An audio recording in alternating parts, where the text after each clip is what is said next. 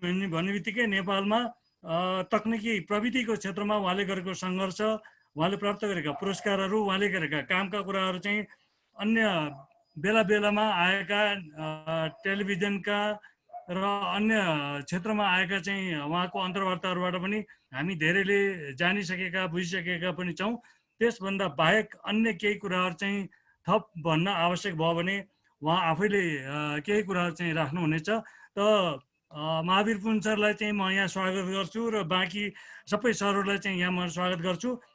पुन सरलाई चाहिँ मैले सामान्य यहाँ के जानकारी गराउन चाहन्छु भने यो university of third as U3A भनेर भनिन्छ। यो 1972 मा फ्रान्समा विकसित भएको चाहिँ यो कन्सेप्ट हो र पढ्नकै लागि भनेर विद्यालय नगएको भए तापनि उमेरका कारणले गर्दा अनुभवले 50-52 पुगिसकेपछि धेरै अनुभव प्राप्त हुन्छ, जानकारी शिक्षा प्राप्त हुन्छ भन्ने हिसाबले त्यो उमेर पुगेका मान्छेहरूको जमघट र आफ्नो अनुभव सेयर गर्ने एउटा संस्थाको थलोको रूपमा यो युनिभर्सिटी अफ थर्ड एज भनेर विकसित भएको छ। अमेरिका, युरोप जतासुकै र नेपालमा पनि हामीले त्यही संस्थालाई त्यसैको नामलाई चाहिँ यहाँ फलो गरेका छौँ र यहाँ आज जति पनि सरहरू आउनु भएको छ प्रायको उमेर पनि 50-52, 60, 70, 80 पनि पुग्नु भएको छ र विभिन्न सरकारका विभिन्न निकायहरूमा बसेर काम गर्नु भएको धेरै अनुभव छ र विभिन्न व्यवसायहरूमा लागेर अनुभव प्राप्त गर्नुभएका वरिष्ठ व्यक्तित्वहरू पनि हुनुहुन्छ र आज हामी सबैको माझमा महावीर पुन सरले अहिलेसम्म आफूले गरेका कामका कुराहरू र हामीलाई त्यसबारेमा सुसूचित गरेर जानकारी दिएर सबैलाई चाहिँ एउटा जानकारी प्रदान गरिदिनु हुनको लागि हामीले यहाँलाई चाहिँ निम्त्याएका हौँ र हाम्रो आमन्त्रणलाई स्वीकार गरेर यहाँ आउनु भएको छ। म अब महावीर पुन सरलाई आफ्नो कार्यक्रम अगाडि बढाउनको लागि चाहिँ म हार्दिक अनुरोध गर्छु। पुन सर, सरको के अरे ऊ चाहिँ अनम्युट गरेर, यस ल अनम्युट भयो सर, जाउँ अगाडि अब। हजुर, धन्यवाद छ तपाईँहरूलाई। सर्वप्रथम त म अलिकति ढिलो भयो।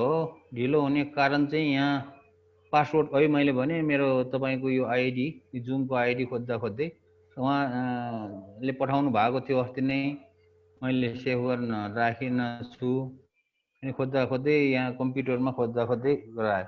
अहिलेको जमानामा अब हामीले अब धेरै किसिमको अब यो मेसेज, पहिला त चिठीबाट मात्रै चलन हुन्थ्यो मेसेज पठाउने, अहिले त अब भाइबर पनि युज गरिन्छ, वाट्सएप पनि युज गरिन्छ, अनि मेसेन्जर के अरे फेसबुकको मेसेन्जर युज गरिन्छ, इमेल युज गरिन्छ, इमेलमा पनि फेरि 2-3वटा इमेल युज गरिन्छ। अब यसो गर्दाखेरि अब यहाँ चाहिँ के अरे यो अलिकति हराएको भयो, त्यो म ढिलो भएँ। अब म जान्छु र सायद मैले पाउने चाहिँ कति मैले आधा घन्टा कुरा गर्न सकिन्छ। हामी 45 मिनट सरको प्रेजेन्टेसन हुन्छ, 45 मिनट पछाडि अर्को 45 मिनट चाहिँ सहभागी जति पनि हुनुहुन्छ उहाँहरूको चाहिँ केही जिज्ञासाहरू हुन्छ, त्यसलाई हामीले चाहिँ जिज्ञासा समाधान गर्नेतर्फ लाग्छौँ र सहभागी सबै सम्पूर्ण सरहरूलाई, म्याडमहरूलाई चाहिँ म के आग्रह गर्छु भने एकदम टु दी पोइन्ट, विषयवस्तुसँग सम्बद्ध, आज उहाँको विषयवस्तु जे हो त्योसँग सम्बद्ध मात्रै प्रश्नहरू चाहिँ राखिदिनु होला र प्रश्न राख्दाखेरि चाहिँ धेरै भूमिका नबाँधिदिनु होला र हामी ठिक 7:30 बजे सक्ने हाम्रो चाहिँ लक्ष्य छ र हाम्रो समय पनि त्यही हो, त्यही भित्र रहेर चाहिँ यहाँहरूले चाहिँ गरिदिनु होला। म पुन सरलाई चाहिँ 45 मिनट प्रेजेन्टेसनको लागि चाहिँ म अनुरोध गर्छु। 45 मिनट पछाडि हामी प्रश्नोत्तरतर्फ लाग्छौँ। ल हस् त, अब म त्यही गर्छु। अब खास गरी म छोटकरीमा 45 मिनट पनि लिँदैन। अब आफ्नो जीवनको र अहिलेसम्म गरेको कुराहरू भन्नुभयो र थर्ड एजको कुरा गर्नुभयो। मलाई चाहिँ यो चाहिँ निकै इन्ट्रेस्टको कुरा लाग्यो। अब थर्ड एज भनेर यो अब जीवनको 2/3 भनौँ न, जीवन चाहिँ को गुजारेपछिको कुराहरू होला हैन, अथवा आधाभन्दा बढी जीवन गुजारिसकेपछिको जीवनको बारेमा तपाईहरुले चाहिँ यो थर्ड एज युनिभर्सिटी भनेर यो जुन छ, यो पनि युनिभर्सिटी पनि अचम्मको युनिभर्सिटी सुनियो, मलाई पनि निकै चाख लाग्यो। अब यसमा अब एजकै हिसाबले गर्ने हो भने म त 65 वर्ष पुगेँ अब 66 वर्षमा लागे र तपाईहरु मभन्दा कति चाहिँ मभन्दा अझै सानो हुनुहुन्छ होला, अलिकति चाहिँ ठुलो हुनुहुन्छ होला एजको हिसाबले गर्ने हो भने, अथवा त्यो दिन गर्ने हो भने म पनि त्यो हो 65 वर्ष नागिसक्यो। अस्ति वैशाखमा माघमा 65 वर्ष पुगेर अब 66 मा लाग्यो। तर म चाहिँ कस्तो अभाग्यमानी भयो भने आफ्नो एजको मान्छेहरुसँग कहिले पनि बस्न पाइन अथवा काम गर्नै पाएन, यस्तो अभाग्यमानी मान्छे हो भयो म। किनभने अब म चाहिँ 18 वर्षको उमेरमा मैले चाहिँ 12 क्लास, अहिलेको 12 क्लास भनिन्छ, उति बेलाको आइएससी भनिन्छ, अमृत साइन्स कलेजबाट पास गरेँ।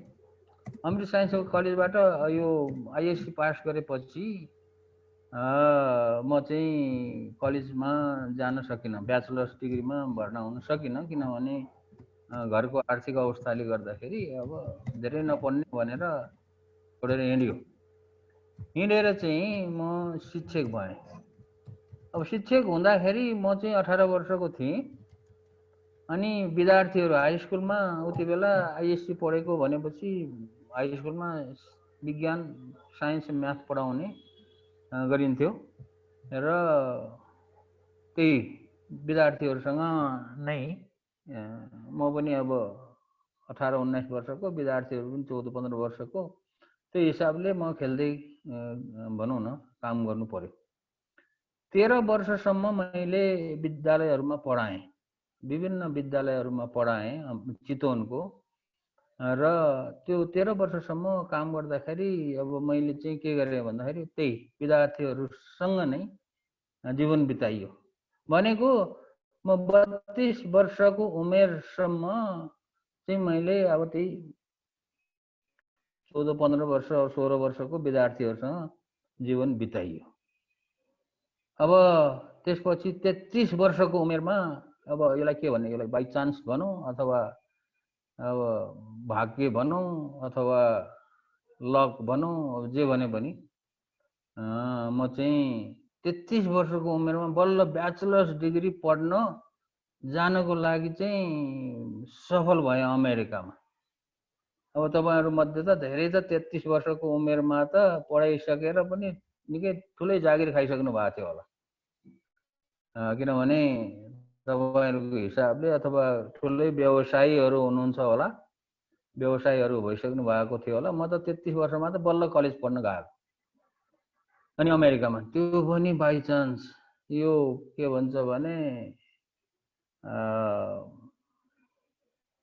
कहिले कहिले जिन्दगीमा अब सोच्दै नसोचेको कुराहरू पनि हुन्छन् भन्ने कुराहरू हो। किनभने त्यत्रो 13 वर्षसम्म चितवनमा पढाउँदाखेरि मैले जिन्दगीमा अब कलेज पढिँदैन होला भनेर मैले त्यो कलेज पढ्ने त सपनामा पनि देखेको थिएन।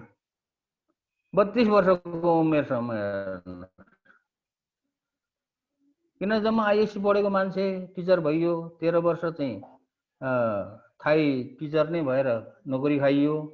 अब कहाँ कलेज पढ्छ, कलेज पढ्न जाने भन्ने किसिमको यो सपना पनि थिएन मेरो, भनौँ न सोचेको पनि थिएन।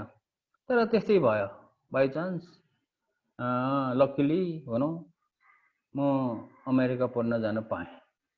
र मैले पढ्न पाएको भनेको अमेरिकामा हो। नेपालमा त जसो तसो आइएससीसम्म पढियो। आइएससीसम्म पनि कसरी पढियो भने बरु अलिकति भनौँ न दुःख गरेर नै पढियो। अब उति बेलाको हिसाबले हेर्ने हो भने आइएससी पढेर इन्जिनियर हुने भन्ने सबैको सपना हुन्थ्यो उति बेला। अब इन्जिनियर हुन सकिएन, किनभने म एउटा गाउँको विद्यालयबाट पढेर आएको मान्छे, अनि अमृत साइन्स कलेजमा भर्ना भएर त्यो पढ्न थालेपछि भर्ना त भइयो, इन्ट्रेन्स एक्जामिनेसनमा पास भइयो, किनभने इन्ट्रेन्स एक्जामिनेसन लिन्थ्यो, अनि भर्ना पनि भइयो, पढ्न पनि थालियो। तर कुरा के भयो भने गाउँबाट आएको मान्छे इङ्ग्लिसमा पढाउँथ्यो, साइन्स पढाउने इङ्ग्लिसमा पढाउने। अनि नबुझ्ने गर्दाखेरि बडो दुःख भयो। अनि तर घोक्न त घोकेरै पढेको, बेसरी घोकेर पढ्यो। अब तर इन्जिनियर हुन सकिनँ, किनभने त्यति बेला कोलम्बो प्लान अन्तर्गत तपाईँहरूमध्ये पनि धेरै हुनुहुन्छ होला, कोलम्बो प्लान अन्तर्गत चाहिँ के अरे पढ्नको लागि विदेश जानुभएकोहरू, तर त्योमा चाहिँ म परिनँ। अनि अमेरिका गएर पढेँ। अनि पढ्दाखेरि स्कलरसिप पाएँ, बडो आनन्दको साथ पढ्यो। हेर्नुहोस्, एकदमै छिटो। अब अमेरिकामा बल्ल भर्खरै ब्याचलर्स डिग्रीमा भर्ना भएको छ, अन्डर ग्रेजुएट भन्छन् अमेरिकामा, अन्डर ग्रेजुएटमा भर्ना भएको छ। अनि बेसरी पढियो, किनभने त्यो म चाहिँ अलिकति मेच्योर स्टुडेन्ट पनि भयो, निकै मेच्योर, अलिकति पनि होइन, निकै मेच्योर स्टुडेन्ट। अनि पढ्नभन्दा अर्को काम मैले गरिनँ। अनि त्यसपछि म नेपालमा फर्केँ। अब पढ्दाखेरि पनि अब अलमोस्ट सबै अब त्यहाँ पढुन्जेललाई अब यङ केटाकेटीहरूसँग नै हिँडडुल गरियो। अब अमेरिकाको कलेज पढ्ने विद्यार्थीहरू भनेपछि कति हुन्छ, त्यही 18, 20, 22, 23, 24 वर्षको हुन्छ, तिनीहरूसँग हिँडियो। अब त्यसपछि नेपालमा आएँ। नेपालमा म चाहिँ कुनै किसिमको योजना बनाएर आएको होइन। धेरैले मलाई के सोध्छन् भने, अब तपाईँलाई नेपालमा आउनको लागि कसरी इन्स्पायर हुनुभयो, के कुराले इन्स्पायर गर्यो, अथवा गाउँमा बसेर काम गर्नको लागि कसरी इन्स्पायर हुनुभयो, कोबाट इन्स्पायर हुनुभयो भनेर सोध्छन्। धेरैले प्रश्न सोध्ने कुरा। र मेरो जवाफ के हुन्छ भने, म चाहिँ कसैसँग इन्स्पायर भएको त होइन, र नेपालमा आएर यसरी यस्तो यस्तो काम गर्ने भनेर कुनै योजना बनाएर आएको पनि होइन, कुनै चाहिँ डोनर एजेन्सी अथवा कुनै पैसा बोकेर, धेरै पैसा बोकेर आएको पनि होइन। अनि नेपालमा घुम्न आएको। घुमेर हेरौँ के गर्न सकिन्छ भन्ने हिसाबले नेपालमा आउनुभन्दा अगाडि नै मैले एउटा कुरा के निर्णय गरेको थिएँ भने, नेपालमा घुम्न जाने, तर नेपालमा गएर जागिर चाहिँ नखाने भन्ने चाहिँ मैले निर्णय गरेको थिएँ। किनभने पहिला 13 वर्षसम्म शिक्षक भएर जागिर खाएको, त्यो मेमोरी चाहिँ, सम्झना चाहिँ ताजै थियो। अब नेपालमा गएर जागिर खाएर के हुन्छ, त्यस कारणले नेपालमा गएर म जागिरै खान्न भनेर मैले जागिर खोज्ने कामै गरिनँ। काठमाडौँमा आएर अलि दिन बसेर म चाहिँ गाउँतिर ठाडो लागेँ। गाउँमा गएँ, गाउँमा डुलेँ, केही समय त डुलेँ, पर्यटकको रूपमा डुलेँ। त्यसपछि अब गाउँमा, मेरो आफ्नै गाउँमा, जुन गाउँमा म जन्मेको थिएँ, के अनुरोध गरेँ भने, ल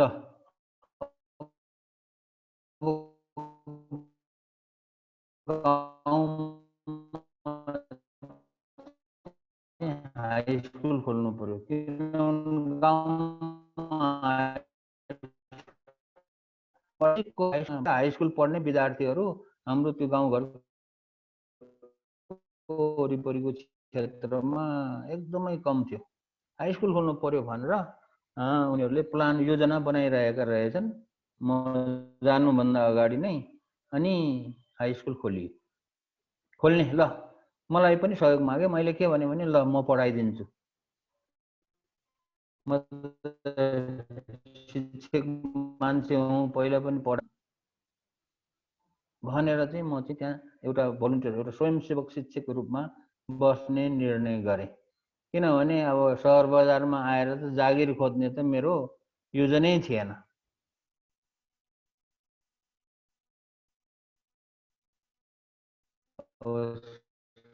सहर बजारमा आएर सुरु गरेँ एउटा स्वयंसेवक शिक्षकको रूपमा।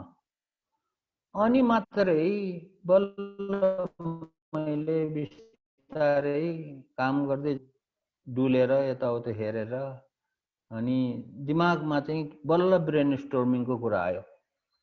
ब्रेन स्टोर्मिङ गर्दै जाँदाखेरि गाउँमा त अब सबैलाई थाहा भएकै कुरा हो। गाउँमा हुर्केको मान्छेहरूलाई सबैलाई थाहा छ विभिन्न किसिमको समस्याहरू हुन्छन्।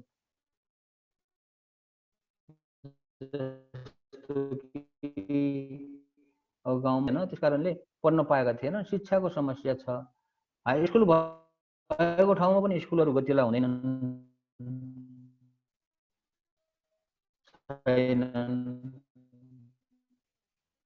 अनि सरकारले खोलेको सब हेल्थ पोस्टमा हुन्छ। अब त्यति हो, त्यही सब हेल्थ पोस्टमा पनि अब कर्मचारी हुँदैनन् भएको ठाउँमा, नभएको ठाउँमा त केही हुने कुरै भएन। त्यस कारणले स्वास्थ्यको पनि समस्या छ। अनि अर्को कुरो रोजगारीको समस्या छ गाउँघरमा। अब गाउँमा बसेपछि बस्नेलाई थाहा हुन्छ कि नेपालको कुनै पनि गाउँमा हेर्नुहोस्, अहिले गएर तपाईँले हेर्नुभयो भने 40, 50, 60, 70, 80% युवाहरू गाउँमा छँदै छैन। सबै चाहिँ विदेशमा रोजगारीको लागि गइरहेको छ। गाउँमा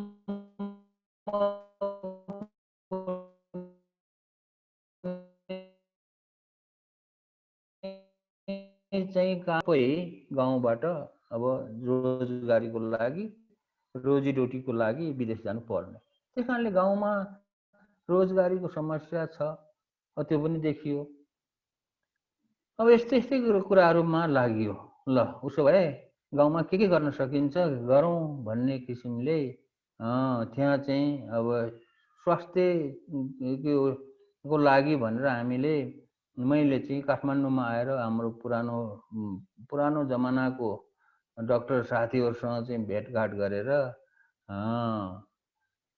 उति बेला आइएससी पढ्दाखेरिको साथीहरू जो डाक्टर भइसकेका थिए, उनीहरूलाई चाहिँ अनुरोध गरेर ल गाउँको महिलाहरू एकदमै 7-8 क्लास पढेको महिलाहरूलाई यो इन्फर्मल हेल्थ ट्रेनिङ दिनु पर्यो भन्ने किसिमले उनीहरूलाई चाहिँ अनुरोध गरेपछि महिलाहरूलाई ग्रुपमा चाहिँ काठमाडौँ ल्याएर महिना राखेर अनि उनीहरूलाई चाहिँ बेसिक हेल्थ ट्रेनिङ दिएर वहाँ गएर क्लिनिक खोल्न लगाएर अनि गाउँमा कमसेकम स्वास्थ्यको अलिकति समस्या भयो, समाधान भयो भन्ने। अनि स्कुलको कुराहरू भयो। अनि रोजगारीको लागि चाहिँ अब इन्कम जेनेरेटिङ प्रोग्राम्सहरू गाउँ भन्ने कुराहरूमा पनि लागि गाउँलेहरूसँग सरसल्लाह गरेर र इन्कम जेनेरेटिङमा चाहिँ धेरै कामहरू गरियो। चौरी पाल्ने, तरकारी खेती गाउँघरमा उत्पादन हुने आरू बखरा, आरू स्याउ यस्तोहरूको जाम बनाएर बेच्ने भन्ने कुराहरू त्यो पनि गरियो। अनि हाते कागज बनाउने, लोकताबाट हाते कागजहरू बनाउने र हाते कागजबाट फेरि ह्यान्डिक्राफ्टहरू बनाएर पर्यटकहरूलाई बेच्ने भन्ने कामहरू पनि गरियो। मौरी पाल्ने काम पनि गरियो। अब कपडा बुन्ने, यो अल्लो भन्ने जङ्गली झारबाट बने कपडा बुन्ने नेचुरल फाइबरबाट, यस्ता किसिमका थुप्रै इन्कम जेनेरेटिङ कामहरू पनि गरियो विभिन्न गाउँहरूमा। एउटा गाउँमा मात्र गरेको होइन, कि विभिन्न गाउँहरूमा सानोतिनो अब अलिकति त्यहाँको महिलाहरू, अब मैले भने युवाहरू त कोही पनि छैन, महिलाहरूलाई चाहिँ अब 2-4 पैसाको इन्कम हुने एउटा पार्ट टाइम जस्तो सिजनल जब जस्तो पनि हुने गरेर त्यो पनि गरियो। अब त्यसको साथसाथै पर्यटनको विकास। अब गाउँघरमा अब त्यो उच्च हिमाली भेगमा त हाम्रो ठाउँ त उच्च हिमाली भेग नै पर्छ। हिमाली भेगमा चाहिँ अब पर्यटकहरू चाहिँ आइरहने जाइरहने, तर उनीहरू निश्चित बाटोबाट हिँड्ने के, निश्चित फिक्स ट्रेकिङ रुटबाट हिँड्ने। अनि त्यो ट्रेकिङ रुटभन्दा बाहिर त टुरिस्टहरू नजाने।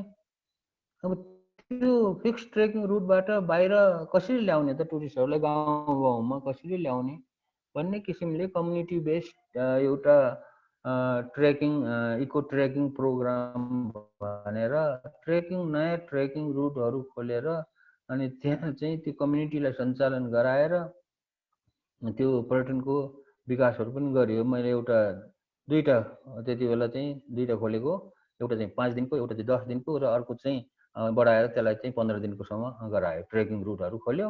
अनि ट्रेकिङ रुट मात्र खोलेर हुँदैन, ट्रेकिङ रुटमा चाहिँ अब डाँडा डाँडामा त के अरे खाने बस्नेको व्यवस्था त हुनु पर्यो, लजहरू बनाउनु पर्यो त्यहाँ। अब लजहरू बनाइसकेपछि अब त्यहाँ त्यसलाई सञ्चालन गर्नु पर्यो।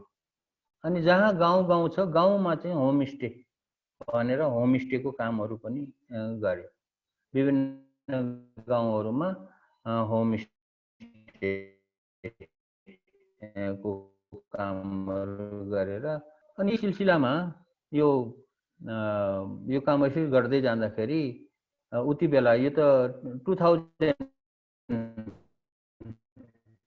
को कुरा हो। 2000 को वरिपरिको समयमा भर्खर नेपालमा भर्खर इन्टरनेट आएको थियो।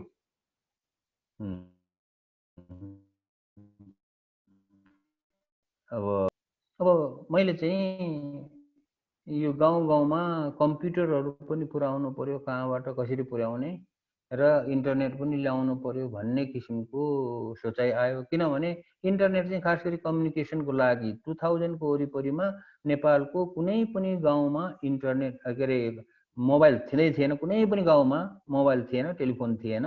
गाउँलेहरूले चाहिँ टेलिफोन गर्नको लागि सदरमुकाम पुग्नु पर्थ्यो। म पनि म्याग्दीको माथि गाउँमा बसेर टेलिफोन कहिले टेलिफोन गर्नु पर्यो भने गाउँबाट सदरमुकाममै आउँथेँ म पनि।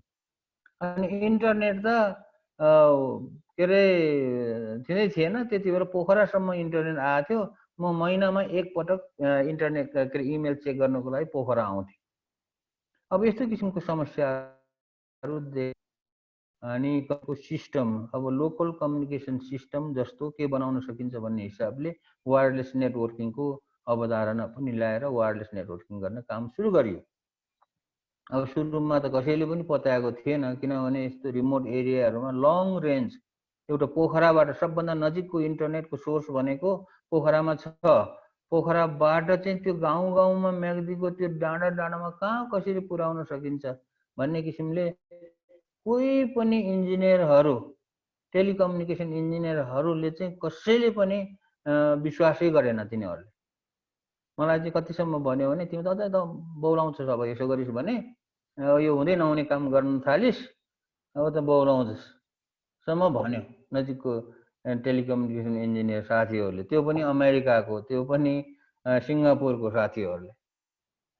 किनभने त्यो लङ रेन्जमा वायरलेस नेटवर्किङ गर्ने भनेर कसैले पनि गरेको थिएन। तर जो त्यो गर्यो, त्यो बिस्तारै त्यो पनि सफल हुँदै गयो। अब यस किसिमले अब विभिन्न कामहरू गरियो। यो सबै कामहरू गर्दै जाँदाखेरि त अनि मेरो त 20 वर्ष बितेछ हेर्नुहोस्, 20 वर्ष। किन 1992 मा आएको है, अब 2012 भइसकेको छ। 20 वर्ष त बितेछ। अब यो 20 वर्षको समयसम्म म चाहिँ अलमोस्ट अल द टाइम गाउँमै बस्यो। काठमाडौँमा वर्षमा 2-3 पटक आउँथ्यो होला। काठमाडौँमा कोही चिनेको पनि थिएन मैले, किन कोही अब चिने जानेको साथी पनि थिएन काठमाडौँमा। त्यही एउटा दुईटा डाक्टर साथीहरू थियो, तिनीहरूलाई त्यही ट्रेनिङ, हेल्थ ट्रेनिङ गराइदेऊ भनेर महिलाहरूलाई ट्रेनिङ गरेको हो, आउने थिएन। अब 20 वर्षसम्म गाउँमा कम्युनिटी डेभलपमेन्टको काम भनौँ अथवा के अरे यो सोसियल वर्क भनौँ, त्यसो गरेर मैले बिताएँ। अब यही क्रममा चाहिँ मलाई चाहिँ अब कोले कताबाट विभिन्न किसिमको अवार्डहरू पनि दियो हैन। म आफू खोज्न गएको त होइन, थाहा पनि थिएन कति अवार्डहरू पनि दियो। अब त्यो पायो। तर 20 वर्षपछि यसरी काम गरेको 20 वर्षपछि, अथवा यो पहिलो कुरा, यो यसरी जति काम गरियो, काम गर्दाखेरि मोस्टली यङ पिपुलहरूसँग काम गरेँ मैले। मेरो आफ्नो एजको मान्छेसँग त कामै गरेन भने पनि भयो, किन कोही पनि थिएन कोसँग काम गर्ने। भए पो काम गर्ने त कोही हुनु पर्यो नि काम गर्नलाई त। अनि त्यसपछि 20 वर्षपछि काम गरेको 20 वर्षपछि मलाई एउटा कुराले चाहिँ दिमागमा खेल्न थाल्यो। त्यो किन खेल्न थाल्यो भने why is Nepal a poor country Nepal किन यस्तो गरिब देश भयो भन्ने कुरा मलाई चाहिँ त्यो 20 वर्षसम्म काम गरेपछि मात्रै बल्ल दिमागमा खेल्न थाल्यो। हुन त त्योभन्दा अगाडि पनि नेपाल त पुवर कन्ट्री त थियो, तर अब यो किन नेपाल गरिब हुने रहेछ त, अथवा नेपाललाई चाहिँ कसरी चाहिँ धनी मुलुक बनाउन सकिन्छ कि सकिँदैन भन्ने कुरा मैले चाहिँ त्यो खेल्न थाल्यो। अनि चाहिँ मैले के एउटा आफूले के महसुस गरेँ भने whatever I was doing in the mountains, गाउँमा जति पनि जे पनि काम गरिरहेको थियो यो त खुजरा काम रहेछ भनेर मैले बुझेँ। जसरी कि एउटा खुजरा पसलेले एउटा भनौँ न खुजरा पसलेले चाहिँ सानो पसल खोलेर अनि चाहिँ सबै चिज बेच्छ क्या, धेरै चिज बेच्छ अथवा खुजरा सामान बेच्छ। मैले जो काम गरेँ करिब 200वटा जति गाउँहरूमा मैले काम गरेको हो। यो 200वटा जति गाउँहरूमा विभिन्न कामहरू गरियो हैन। अब जनताहरू पनि खुसी नै थिए लगभग। यति महावीर कुनले राम्रै काम गरेछ भन्थे, नराम्रो काम गरेछ भन्नु कसैले भनेको थिएन हैन। अब तर मैले के देखेँ भने वडा हिस्सो के भने योले चाहिँ के भयो भन्दाखेरि वाट एभर आई डिड त्यसले लोकल लेभलमा मात्रै अलिअलि इम्प्याक्ट गर्यो। इम्प्याक्ट भन्दाखेरि पनि लोकल लेभलमा अलिकति राहत भयो हैन। तर त्यो गाउँहरू जति पनि गाउँहरूमा मैले काम गरेँ तिनीहरू त समृद्धि त भएन, जस्ताको तस्तै छ। लोकल लेभलमा के भयो, अलिकति एजुकेसन मैले गरेको ठाउँहरूमा अलिकति एजुकेसन राम्रो भयो होला, अलिकति हेल्थ एजुकेसन र हेल्थलाई पछि गएर इन्टरनेटसँग जोडेँ। इन्टरनेटसँग जोडेर अलिकति त्यसलाई चाहिँ अब अपग्रेड गर्यो। अलिकति एजुकेसनमा राम्रै काम भयो, हेल्थमा पनि राम्रै काम भयो। अब इन्कम जेनेरेटिङमा पनि सकेको जति राम्रै काम गरेकै हो। अब पर्यटनको विकासको लागि पनि झन्डै 14-15वटा गाउँहरूमा यो के अरे भिलेज टुरिज्म प्रोग्राम स्टार्ट गरेर त्यहाँ पनि राम्रै काम गरेको भएको थियो। सबै काम हुँदै पनि मलाई के लाग्यो भने यो चाहिँ के अरे खुद्रा काम भयो। यसले चाहिँ नेसनल लेभलमा कोही इम्प्याक्ट परेन। त्यस कारणले नेसनल लेभलमा इम्प्याक्ट गर्ने काम हुनको लागि त अब के गर्नुपर्छ भन्ने कुराहरू सोच्दै जाँदाखेरि देशको इकोनोमिक डेभलपमेन्ट नभएसम्म देश चाहिँ समृद्धि हुँदो रहन्छ भन्ने कुरा मैले चाहिँ महसुस गरेँ। अब समृद्धि भनेको कुरा चाहिँ अब अहिलेको विश्वमा समृद्धि भनेको जसले धेरै पैसा कमायो, जुन देशले धेरै व्यापार गर्यो, पैसा कमायो, त्यो चाहिँ समृद्धि भयो। जसले चाहिँ कमाएन त्यो गरिब मुलुक भयो। अब यो कुरा चाहिँ मैले त्यो रियलाइज गरेँ 20 वर्षमा। त्यस कारणले देशलाई समृद्धि बनाउने उपाय के हो त भन्ने खोज्दै जाँदाखेरि त देशलाई समृद्धि बनाउने हो भने व्यापार गर्नुपर्ने रहेछ। व्यक्तिले पनि समृद्धि हुने हो भने व्यापार गर्नै पर्ने भयो। देशलाई पनि समृद्धि बनाउने हो भने देशले पनि व्यापार गर्नुपर्ने रहेछ। देशले व्यापार गर्यो भनेदेखि पैसा कमाउने रहेछ।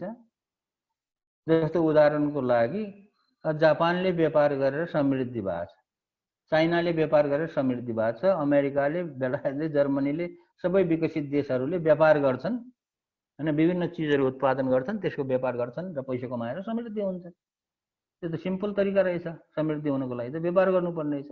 अब व्यापार गर्नलाई के गर्नुपर्ने रहेछ त भन्दाखेरि त त्यो व्यापार गर्ने चिज अथवा प्रोडक्ट अथवा सर्भिस त्यो त उत्पादन बनाउनु पर्यो। त्यो बनाएर मात्र व्यापार हुने भयो। अब त्यो उत्पादन गर्नलाई फेरि के गर्नुपर्ने रहेछ त भन्दाखेरि त कसैले त्यसमा रिसर्च दिमाग लगाउनु पर्ने भयो। बिना दिमाग लगाएर केही पनि बन्दैन। त्यस कारणले दिमाग लगाउनु पर्यो अथवा रिसर्च एन्ड इनोभेसन हुनु पर्यो। अब रिसर्च एन्ड इनोभेसन गर्ने कोले त फेरि भन्दाखेरि रिसर्च एन्ड इनोभेसन गर्ने भनेको ट्यालेन्टेड मान्छेहरू, इनोभेटिभ क्रिएटिभ मान्छेहरूले हो। सो हाम्रो देशको ट्यालेन्टेड मान्छेहरू, इनोभेटिभ मान्छेहरू खोइ त कहाँ गयो त भन्दाखेरि त सबै विदेशमा गयो। किन गयो विदेशमा भन्दाखेरि त नेपालमा बसेर उनीहरूलाई काम गर्ने वातावरण छैन। किन बनाएन त, यहाँ वातावरण बनेन त भन्दाखेरि कसैलाई पनि वास्ता छैन। हामी नेपालीहरूमा एउटा संस्कार के भएन भने यो इनोभेटिभ क्रिएटिभ मान्छेहरूलाई तिनीहरूको नर्चरिङ गरेर, तिनीहरूलाई पालन पोषण गरेर, उनीहरूको आइडियालाई चाहिँ को विकास गर्न लगाएर, बस्ने वातावरण बनाएर विकास गर्न लगाएर कुनै प्रोडक्ट डेभलप गरेर त्यसको चाहिँ कमर्सियलाइज गर्ने भन्ने त हाम्रो देशमा संस्कारै रहन्छ। अनि त्यो संस्कार नभएको हुनाले नेपालमा अब केही पनि उत्पादन नहुँदो रहेछ। केही पनि उत्पादन नभएपछि के भयो भन्दाखेरि अहिले हामीले 90 to 95% चिजबिजहरू इम्पोर्ट गर्छौँ। We import everything, our export is around 5%। अब कुनै पनि देश जसको इम्पोर्ट चाहिँ 90 to 95% छ, एक्सपोर्ट चाहिँ 5% छ भने त्यो देश कहिले उँभो लाग्छ त? कहिले पनि उँभो लाग्दैन। त्यस कारणले व्हाट इज द वे, हैन, के हो त त्यसको सोल्युसन के हो भन्दाखेरि देशलाई समृद्धि बनाउनको लागि यो इम्पोर्ट चाहिँ घटाउँदै जानुपर्छ र एक्सपोर्ट चाहिँ बढाउँदै जानुपर्छ। र इम्पोर्ट घटाएर सबै त घट्दैन, त्यो ट्रेड ब्यालेन्स हुनु पर्यो क्या, ट्रेड डेफिसिट जो छ त्यो चाहिँ ब्यालेन्स हुनु पर्यो। अनि ब्यालेन्स भयो भने ठिक छ, अनि देश चाहिँ समृद्धिको बाटोमा लाग्छ।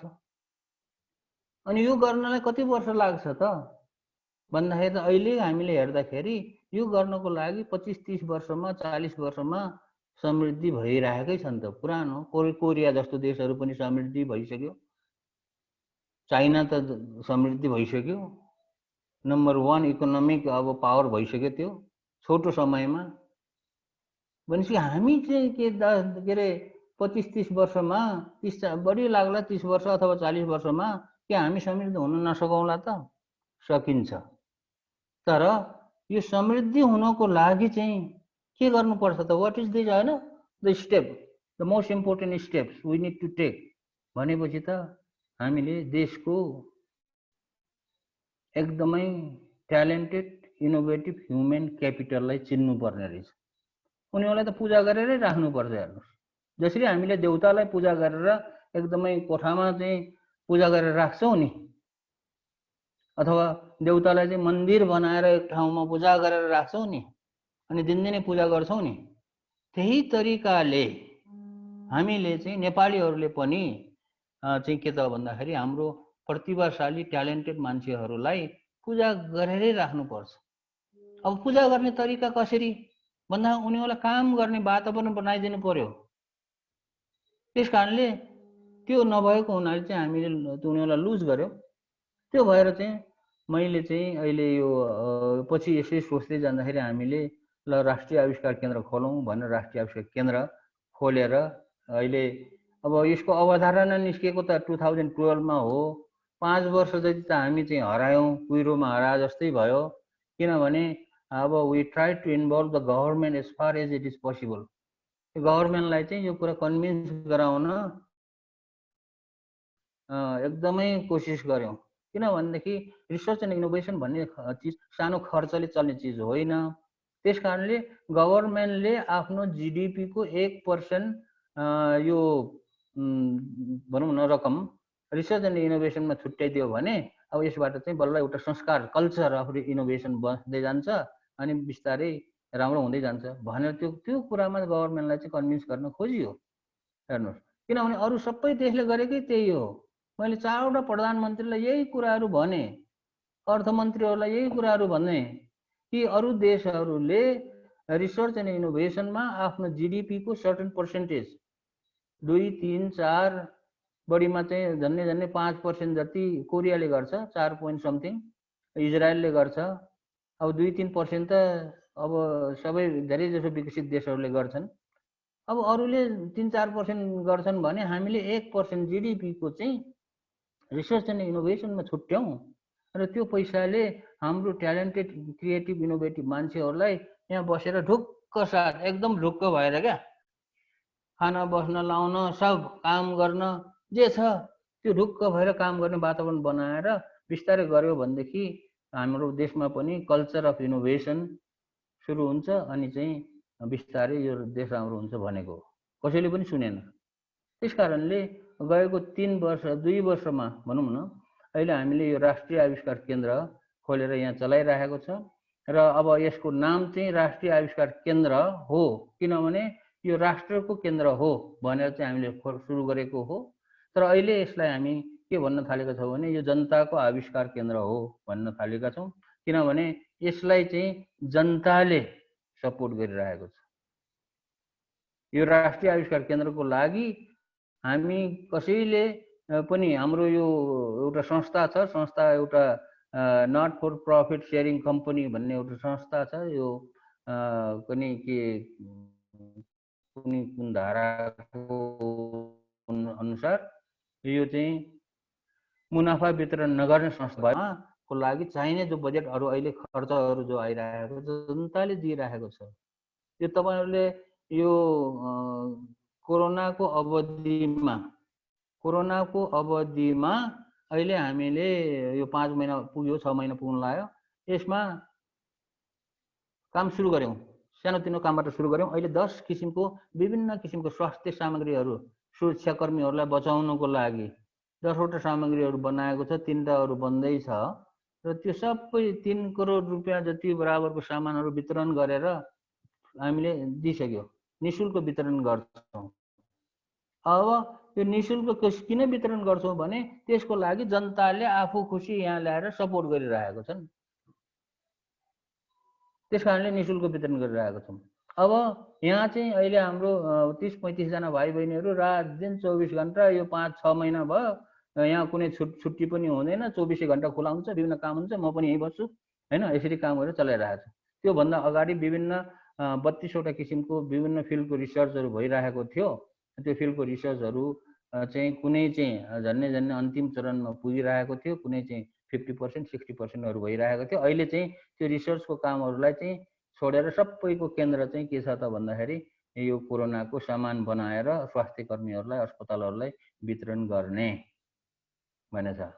अब यो वितरण किन गरिन्छ त भन्दाखेरि यो त सामाजिक काम भयो, यो पूर्ण रूपमा यो सामाजिक काम भयो। अहिले बचियो भनेदेखि बल्ल अरू अनुसन्धान गर्ने, मरिहाल्यो भनेदेखि त किन अनुसन्धान, के को अनुसन्धान चाहियो भन्ने हिसाबले चाहिँ हामीले यो अनुसन्धानको कामहरू भइरहेको छ। अब यो यसमा डाक्टरहरू यो जति पनि कोरोनाको लागि अहिले कामहरू भइरहेको छ त्यसमा चाहिँ डाक्टर साथीहरूले आएर उनीहरूको इनपुट अनुसार यहाँ काम भइरहेको छ हैन, रकम पनि आइरहेको छ, जनताले दिइरहेको छन् र यो सबै कामहरू गर्दाखेरि म चाहिँ यो यही भाइ बहिनीहरूसँग यही सुत्ने हो। म यही कोठामा तपाईले देख्नुहुन्छ हामी सबै यहाँ लाइन लाएर सुत्ने हो, भुइँमा म्याट्रेस ओछाएर, बेड ओछाएर, अनि खाने यही पकाएर खाने हो मेसमा, अनि जे बनाउन सकिन्छ बनाउने, यहाँ लिन आउँछन् दिने। सबैलाई चाहिँ आइडी कार्ड लिएर आयो भने पायो, चाहे त्यो सरकारी अस्पतालको होस्, चाहे प्राइभेट अस्पतालको होस्, चाहे जोसुकै अस्पतालको होस्, किनभने कोरोना भनेपछि सबैलाई लाग्छ। धनीलाई अथवा गरिबलाई लाग्ने, धनीलाई नलाग्ने भन्ने हुँदैन।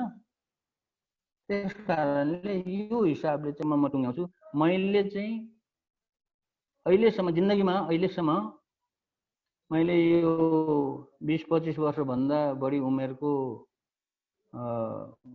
मान्छेहरूसँग काम गर्न मात्रै पाएको छु। मेरो आफ्नो उमेरको मान्छेहरूसँग त काम गर्न पाएकै छैन। अनि 30 वर्षभन्दा बढी मान्छेहरूसँग चाहिँ त हुँदैन, किनभने जति पनि काम गर्छन् उनीहरू 30 वर्ष पुगेपछि के हुने रहेछ भने पारिवारिक झन्झटमा फस्छन्। उनीहरू 25 वर्ष नागेर 30 वर्ष लागेपछि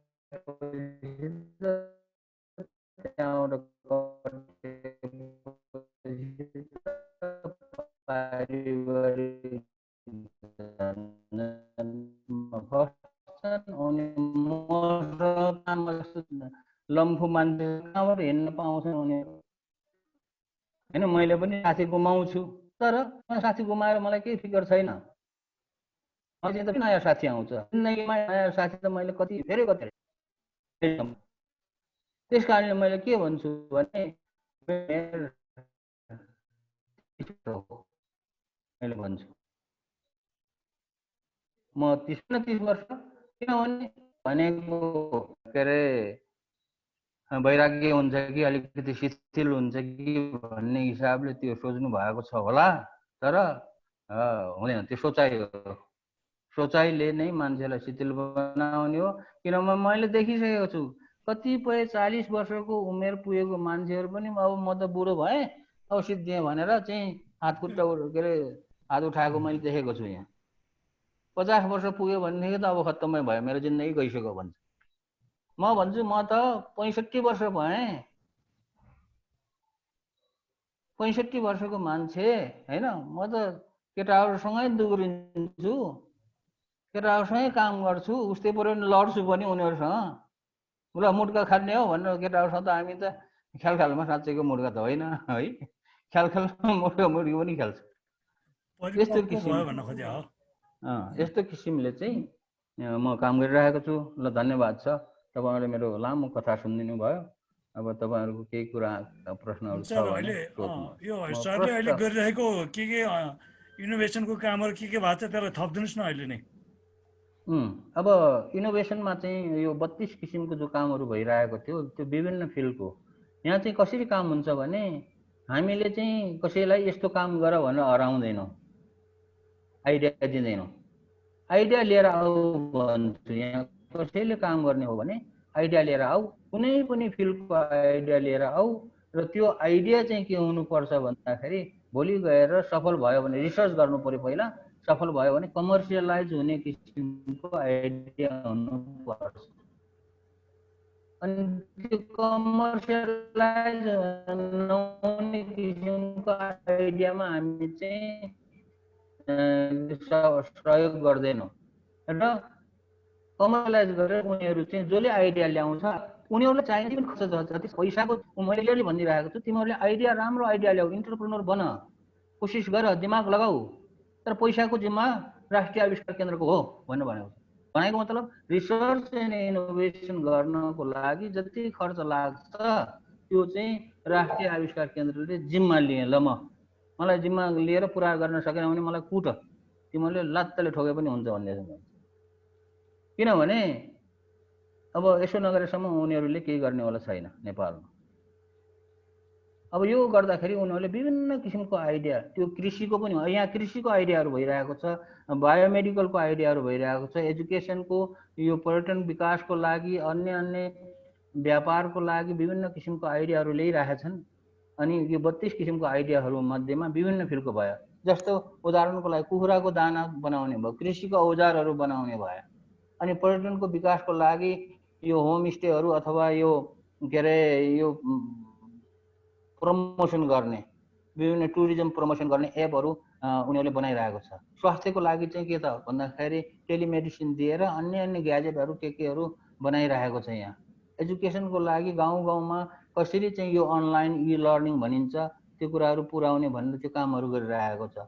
सबै कामहरू, त्यसमा 5-6 वटा कामहरू चाहिँ अन्तिम चरणमा पुगेको छ र कोरोना नभएको भएदेखि सिद्धिन्थ्यो र त्यसलाई चाहिँ कमर्सियलाइज गर्ने स्टेपमा पुग्थ्यो भन्ने थियो। अब त्यसरी चाहिँ यो इनोभेसनको काम भयो। कोरोनामा चाहिँ 10 वटा काम चाहिँ हामीले के गरियो भन्दाखेरि पिपी बनाइयो, फेस सिल्ड बनाइयो, त्यसपछि यो स्वाब सङ्कलन गर्ने बुथ बनाइयो, अनि यो एरोसोल बक्स बनाइयो, यो अस्पतालको पुराना भेन्टिलेटरहरू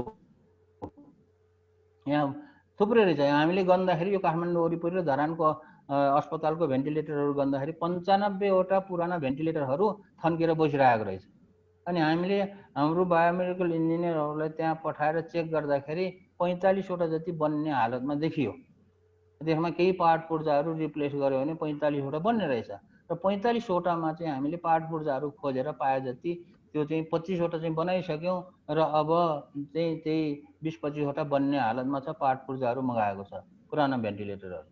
अब नयाँ भेन्टिलेटर पनि हामीले अहिले डेभलप गर्दैछ, तर त्यो भेन्टिलेटर चाहिँ हामीले अमेरिकाको स्ट्यानफोर्ड युनिभर्सिटीसँग कोलाबोरेसन गरेर उनीहरूसँग सँगै बनाइरहेको छ। अब त्यसपछि हामीले रोबोट यो वार्डमा, कोरोनाको बिरामी भएको वार्डमा खानेहरू औषधिहरू पुर्याउने भनेर रोबोटको विकास गरेर त्यो पनि वितरण गरियो। अनि डिसइन्फेक्सन बक्स, यो डक्टरहरूले प्रयोग गरेको जति पनि सामानहरू छ त्यसलाई चाहिँ युभी लाइट अल्ट्राभायोलेट किरण रेबाट डिसइन्फेक्सन गर्ने किसिमको त्यो सिस्टम पनि बनाएर त्यो दिइरहेको छ। अनि अर्को चाहिँ यो लास, कोरोनाले गर्दा मृत्यु भएको अस्पतालमा मरेको मान्छेको लासलाई राखेर अनि उठाएर चाहिँ घाटसम्म पुर्याउनको लागि एउटा बाक्सा, एउटा चाहिँ ब्याग जस्तो सुरक्षित ब्याग जस्तो बनाएर त्यो पनि गरेको छ। स्वाब, यो जुन नाकमा घुसाउने जुन प्लास्टिकको हुन्छ त्यो चाहिँ एउटा नयाँ किसिमको स्वाब बनाएर त्यो पनि हामीले वितरण गरिरहेको छ। र यो मास्क, यो नयाँ किसिमको मास्क हो, त्योलाई चाहिँ न्यू मास्क भनिन्छ। त्यसको डिजाइन चाहिँ हामीले स्ट्यानफोर्ड युनिभर्सिटीसँग ल्याएर बनाएको छ।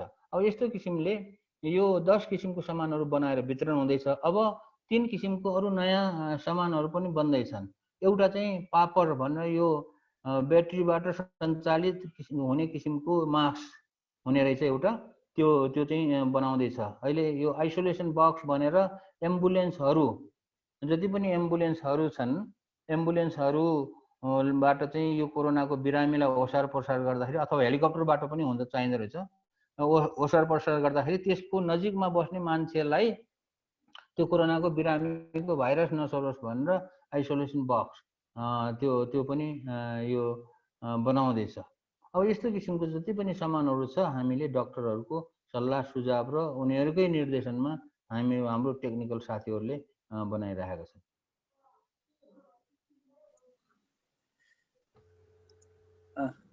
धीर सर, हजुर, अब यहाँ केही च्याट बक्समा केही साथीहरूले जिज्ञासा राख्नुभएको छ। सर्वप्रथम म यहाँलाई एउटा मेरो आफ्नै जिज्ञासाबाट सुरु गर्छु। यहाँहरूले चाहिँ यो हिमालयन हाई स्कुल भनेर जुन सुरु गर्नुभयो त्यसमा चाहिँ पहिले टेक्निकल एजुकेसन, खास गरी कम्प्युटरको एजुकेसन चाहिन्छ भनेर सुरु गर्नुभएको रहेछ यहाँहरूले। त्यो बेला वास्तवमा कम्प्युटरको प्रचलन त्यो खालको गाउँमा त थिएन, इन्टरनेट पनि थिएन, सायद टेलिफोन कम्युनिकेसनमा एकदमै समस्या भएपछि यहाँले वायरलेस कम्युनिकेसनको सुरुवात गर्नुभयो। र यो रुखमा महावीर पुनले चाहिँ एन्टेना लगाउँदै यो इन्टरनेट पुर्याइरहनु भएको छ भनेर चाहिँ कथाहरू पत्र पत्रिकामा व्यापक सुन्न पाइन्थ्यो।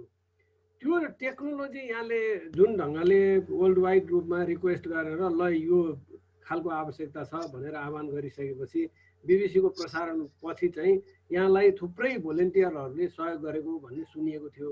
त्यसको सुरुवातबारे थोरै चर्चा गर्न पायो भने यहाँ हाम्रा जति मित्रहरू जोडिनु भएको छ आज उहाँहरूलाई केही लाभ हुन्छ होला। प्रथम क्वेसन त्यो। दोस्रो क्वेसन, यहाँले टेक्नोलोजी काम गर्ने भनेर विचार चाहिँ अघि जुन प्रस्तुति गर्दा बनाउनु भयो र त्यो एज ग्रुपको कुरा गर्नुभयो। यो एज ग्रुप र यहाँको प्रस्तुति सुन्दाखेरि चाहिँ हामीलाई के लाग्यो भने हामी चाहिँ यो लाइफ लङ लर्निङमा कसरी लैजान सकिन्छ मान्छेलाई भनेर काम गरिरहेछौँ। यहाँलाई चाहिँ 30 वर्षभन्दा माथिको मान्छे त कामै गर्न सक्दो रहेछ भनेर बडा गजबको अनुभव सुनाउनु भयो। यहाँ नास्टका उपकुलपतिजी पनि सुनिरहनु भएको छ हाम्रो अहिलेको समूहमा, सायद उहाँलाई पनि यो अनुभव यहाँको काम लाग्छ होला।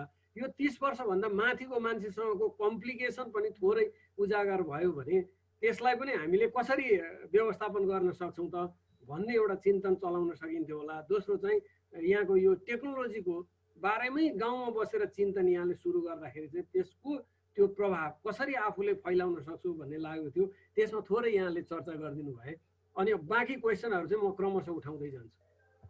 ल, अब तपाईँले भन्नुभयो कम्प्युटर कसरी लैजानु भयो, जुन समयमा गाउँमा कम्प्युटर गाउँको मान्छेले कम्प्युटर देखेको थियो, कम्प्युटर आएको हेर्न जाऊँ भनेर वरिपरि छिमेकी गाउँको मान्छेहरू आएर एकदमै लाइन लगाएर चाहिँ उनीहरूलाई कम्प्युटर देखाएको। अनि उनीहरूले हेर्दाखेरि के देख्यो भने यो कम्प्युटर त टिभी जस्तै हुने रहेछ भन्थे है। तर त्यो त 95-6 तिरको कुरा हो। मैले यो गाउँमा कम्प्युटर लगेको भने 6 तिर, 96 तिर, 7 तिर। त्यति बेला कम्प्युटरहरू ज्यादै महँगो थियो। तपाईँहरूलाई सबैलाई थाहा छ होला, मेरो विचारमा ₹1,00,000 भन्दा बढी पर्थ्यो कम्प्युटर, एउटा सानो डेस्कटप कम्प्युटर। अब त्यो हाम्रो जस्तो गाउँको स्कुलले त किन्न सक्ने त कुरै भएन। त्यस कारणले म चाहिँ त्यति बेला पनि बेला बेलामा अमेरिका जान्थेँ। जाँदाखेरि अमेरिकाबाट जाँदाखेरि मैले के गर्थेँ भने यो अमेरिकाको रिसाइकल, यो पुरानो कम्प्युटरहरू रिसाइकल गर्ने ठाउँमा गएर त्यहाँको त्यो रिसाइकलवालालाई मैले यो सामानहरू लैजान्छु, यसो गर्छु भनेपछि उसले दिन्थ्यो। अनि झोलामा सुटकेसमा हालेर त्यसको त्यो पुरानो कम्प्युटरको रिसाइकलबाट फालेको, त्यहाँ रिसाइकलमा त टुक्रा टुक्रा गरेर फालेको हुन्छ, यसो हेऱ्यो अब काम लाग्ने जस्तो छ भने अब त्यसलाई जम्मा गरेर मैले चाहिँ सुटकेसमा ल्याएर त्यो कम्प्युटरको पार्ट पुर्जाहरूलाई यहाँ स्कुलमा ल्याएर गाउँलेहरूलाई काठको बाक्सा बनाएर एसेम्बल गर्न सिकाएँ। हेर्नुहोस्, त्यो गाउँलेहरूले त्यो पार्ट पुर्जाहरूलाई जोडेर एसेम्बल गरेर सफ्टवेयर इन्स्टल गर्नको लागि तिनीहरूलाई 1 हप्तामा सिकिहाल्ने, जसले पनि सिक्ने। हेर्नुहोस्, जसले कहिल्यै पनि कम्प्युटर देखेको छैन, खास गरी टिचरहरू स्टुडेन्टहरूले त्यो पाठ पुर्जाहरूलाई त्यो सिकाएँ। त्यसो गरेर अब मैले मात्र त कति ल्याउन सक्थेँ र मैले के गर्थेँ भने अस्ट्रेलियाबाट, जापानबाट, यो सिङ्गापुरबाट आउने जति पनि चिने जानेको उसलाई चिनेको साथीहरूलाई रिक्वेस्ट गरेर पुरानो कम्प्युटरको पार्ट पुर्जाहरू ल्याइदेऊ भनेर ठमेलमा चाहिँ एउटा होटेलमा त्यहाँ ड्रप गरिदेऊ भनेर राखेपछि धेरै पार्ट पुर्जाहरू ल्याएर ड्रप गरिदिन्थे पर्यटकहरूले। अनि त्यसलाई लगेर मैले गाउँमा लगेर त्यही स्कुलमा त्यो सबैलाई सिकाएको थियो। उनीहरू आफै एसेम्बल गर्थे, इन्स्टल गर्थे। मोनिटर चाहिँ किन्नु पर्थ्यो है, मोनिटर त्यसरी चाहिँ पुर्याएको, किनभने त्यो पुर्याउनुको बाध्यता थियो, त्यो त थिएन। बाध्यता के थियो भने त्यति बेलाको कम्प्युटर ज्यादै महँगो हुनाले पैसा हालेर किन्न सकिन्थेन। अब केही उपाय त सेकेन्ड उपाय त निकाल्नु पर्यो। अब कम्प्युटर भएपछि चाहियो, फेरि इन्टरनेट चाहियो अथवा कम्युनिकेसनको सिस्टम चाहियो भनेर यो इन्टरनेट पनि लैजाने कुराहरू त्यसपछि आएको कुराहरू हो। अब इन्टरनेट लैजाँदाखेरि यो कसरी सम्भव भयो भन्दाखेरि यो चाहिँ कस्तो हो भने अचम्मको एउटा कहानी छ। यो मैले चाहिँ इन्टरनेट लैजानु पर्यो भनेर गाउँको यो अमेरिकामा मैले चिनेको ठुल्ठुलो अमेरिकन टेलिकम्युनिकेसन इन्जिनियरहरू, सिङ्गापुरको टेलिकम्युनिकेसन इन्जिनियरहरूलाई चिनेको थिएँ।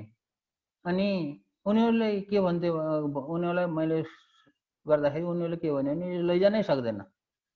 अब त्यति बेला गाउँमा इन्टरनेट लैजाने भनेको सेटेलाइटबाट ल्याउनु सकिन्थ्यो, पैसा थिएन। अनि कसरी सेटेलाइटबाट ल्याउने? अनि माइक्रोवेभ टेक्नोलोजी थियो।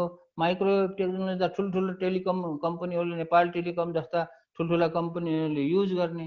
मलाई त एकदम सस्तो सजिलो टेक्नोलोजी चाहिएको थियो। र त्यो टेक्नोलोजी भनेको त्यति बेला भर्खरै आइरहेको टेक्नोलोजी भनेको वाइफाई टेक्नोलोजी। अहिले जो तपाईँहरूले आफ्नो कोठामा वाइफाई राख्नु भएको छ त्यही टेक्नोलोजी थियो। त्यो त्यति बेला भर्खर आइरहेको थियो। अमेरिकाको घर घरमा पनि कसैको घरमा वाइफाई राउटर थिएन त्यति बेला। अब त्यस्तो अवस्थामा त्यो टेक्नोलोजीलाई प्रयोग गरेर गाउँ गाउँमा लैजान्छु, इन्टरनेट लैजानु पर्यो भनेर भन्दाखेरि धेरै मान्छेहरू हाँस्यो, मलाई त जोकरै बनायो उनीहरूले। तर जुन भन्नुभएको बिबिसीको जुन समाचार थियो त्यसले पनि यस्तै कुराहरूमा गर्दाखेरि अब विदेशी विद्यार्थीहरू, युनिभर्सिटी स्टुडेन्ट्सहरू आयो। फेरि हेर्नुहोस्, अब बुढाबुढा त कोही पनि आएन। अनि युनिभर्सिटीको स्टुडेन्टहरू जो अन्डर ग्रेजुएट गरेर समर भेकेसन नेपालमा उनी आएर काम गरेर, अनि त्यसरी चाहिँ त्यो असम्भव कुरा हो। त्यो वायरलेस टेक्नोलोजी लैजान पुगेको थिएन र अहिले पनि। तर त्यति बेला मलाई के थाहा थिएन भने यो चाहिँ यति पपुलर होला र यति धेरै काम गरिएला भन्ने थाहा पनि थिएन। मैले त त्यो त्यति बेला त्यो म्याग्दीको 8-10वटा गाउँमा जोड्ने भनेर लगेको हो, सुरु गरेको हो। तर यति मान्छेहरूले सुनेपछि त सबैलाई चाहियो। त्यहाँबाट म्याग्दीबाट कास्कीको मान्छेलाई चाहियो, पर्वतको मान्छेलाई चाहियो, मुस्ताङको मान्छेलाई गर्दै गर्दै तनहुँको गर्दै गर्दै सबै जिल्लाको, यो पहाडी 16वटा जिल्लाको मान्छेहरूसँग मैले चाहिँ काम गरेँ होइन, किनभने सबैलाई चाहियो। र जति पनि ठाउँमा पुर्याइयो हामीले पुर्याउने एउटै क्राइटेरिया के राखेको थियो भने जुन ठाउँमा चाहिँ अरूको सर्भिस पुगेको छैन त्यो ठाउँमा पुर्याउने, अरूको सर्भिस पुगेको ठाउँमा चाहिँ अरूले नै चलाउँछ नि भन्ने थियो। र अहिले पनि मलाई, अहिलेसम्म पनि मलाई चाहिँ अझै पनि इन्टरनेट जोडिदिनु पर्यो भनेर रिक्वेस्ट आउँछ। मैले पनि उनीहरूलाई प्रश्न गर्ने कुरा के छ भने तपाईँहरूको गाउँमा अरू कसैले इन्टरनेट सेवा ल्याएको छ कि छैन, कुनै माध्यमबाट आएको छ कि छैन भनेर सोध्छु। आएको छ भनेदेखि त्यही चलाऊ भन्छु, आएको छैन भने बल्ल मैले सकेको मैले सहयोग गर्छु, अहिले पनि गरिरहेको छु। अब तपाईँले जो भन्नुभयो 30 वर्षभन्दा अगाडिको मान्छे, बढी उमेरको मान्छेहरू त कामै नलाग्ने रहेछन् भनेको होइन मैले, त्यो त्यसरी नसम्झिनु होला। मैले भन्न खोजेको कुरा के हो भने मसँग काम गर्ने मान्छे 30 वर्षभन्दा बढीको कोही पनि भएन क्या। किनभने 30 वर्ष पुगेपछि त सबैको आफ्नो आफ्नो घरजम हुने, अब सबैले अब बालबच्चा हुन्छ, अब जागिर हुन्छ, कसैले व्यवसाय सुरु गर्छ, आफ्नो व्यवसाय सुरु गर्छ, अनि कहाँ जान्छ अब कहाँ खोज्दै जाने त। अनि मैले उनीहरूलाई पनि मैले के अरे गाली गरेको होइन, ल ठिकै छ, अब जिन्दगी नै यस्तै छ, घरजम त बाँचुन्जेल त केही त गर्नुपर्छ भनेर उनीहरूलाई छोडेर फेरि म चाहिँ फेरि अर्को साथी मैले पनि आफै पनि खोज्दै जानु परेन, आफै आउँछ फेरि। 30 वर्षभन्दा मुनिको साथीहरू मोस्टली 20-22 हो, 18 वर्षदेखि 20-22। अहिले त यहाँ हाई स्कुलको यो 8-9 क्लास 10 क्लास पढ्ने विद्यार्थीहरू पनि आउन थालिरहेका छन् यहाँ आविष्कार केन्द्रमा। अब उनीहरू पनि साथी। अनि सबैलाई मैले के भन्छु भने सबै यो विद्यार्थीहरूलाई जति पनि आउँछन् मलाई चाहिँ तिमीहरूले दाई भन्नुपर्छ, त्यहाँ अङ्कल नभन्ने, हजुरबा नभन्ने है, मैले भन्दैछु सबैलाई मैले। किनभने म तिमीहरूको साथी हो, म तिमीहरू हजुरबा होइन, तिमीहरूको चाहिँ अङ्कल पनि होइन, म तिमीहरूको साथी हो, लेट्स वर्क टुगेदर भन्ने किसिमले म चाहिँ त्यसरी चाहिँ त्यो हिसाबमा चलेको हो। तर 30 वर्षभन्दा माथि पुगेपछि अब परिपक्व हुन्छन् मान्छेहरू। परिपक्व भनेको खास गरी घर व्यवहारले चाहिँ झेल्छ, हेर्नुहोस् सबैलाई झेल्छ। अब कसैको जागिर खानेलाई पनि अब जागिरको प्रमोसन हुँदै जान्छ, जिम्मेवारी बढ्दै जान्छ, छोराछोरी हुन्छन् जिम्मेवारी बढ्दै जाने भयो, व्यापार गर्नेको चाहिँ व्यापार बढ्दै जान्छ, जति व्यापार बढ्दै गयो उति चाहिँ अब बिजी होइन भइयो। अब म उनीहरूसँग मिल्न जान्छु भने पनि मिलिँदैन क्या, किनभने उनीहरू व्यस्त हुन्छन्। उनीहरू व्यस्त भएको कुरालाई मैले चाहिँ के छ भन्दाखेरि बिसल्न चाहन्न। त्यही भएर कसैले जस्तो मभन्दा मेरो उमेरको साथीहरू त अब त 1-2टा होलान्, उनीहरू कहिले कहिले चाहिँ मलाई चाहिँ फोनसम्म गर्छन् होइन, के छ भनेर। अनि मैले पनि उनीहरूलाई फोन गरेछु, तिमीहरू बाँचेकै छौ भनेर भन्छु। तर त धेरै छैन, 2-4वटा मात्रै हो। त्यस कारणले मेरो भनाइ चाहिँ त्यो हो, म चाहिँ मेरो बाध्यताले भनौँ अथवा मेरो परिस्थितिले मैले चाहिँ 30 वर्षभन्दा माथिकोसँग काम गर्न पाइनँ, म चाहिँ त्यो अभागी भएँ भन्ने कुरा हो क्या मैले भने।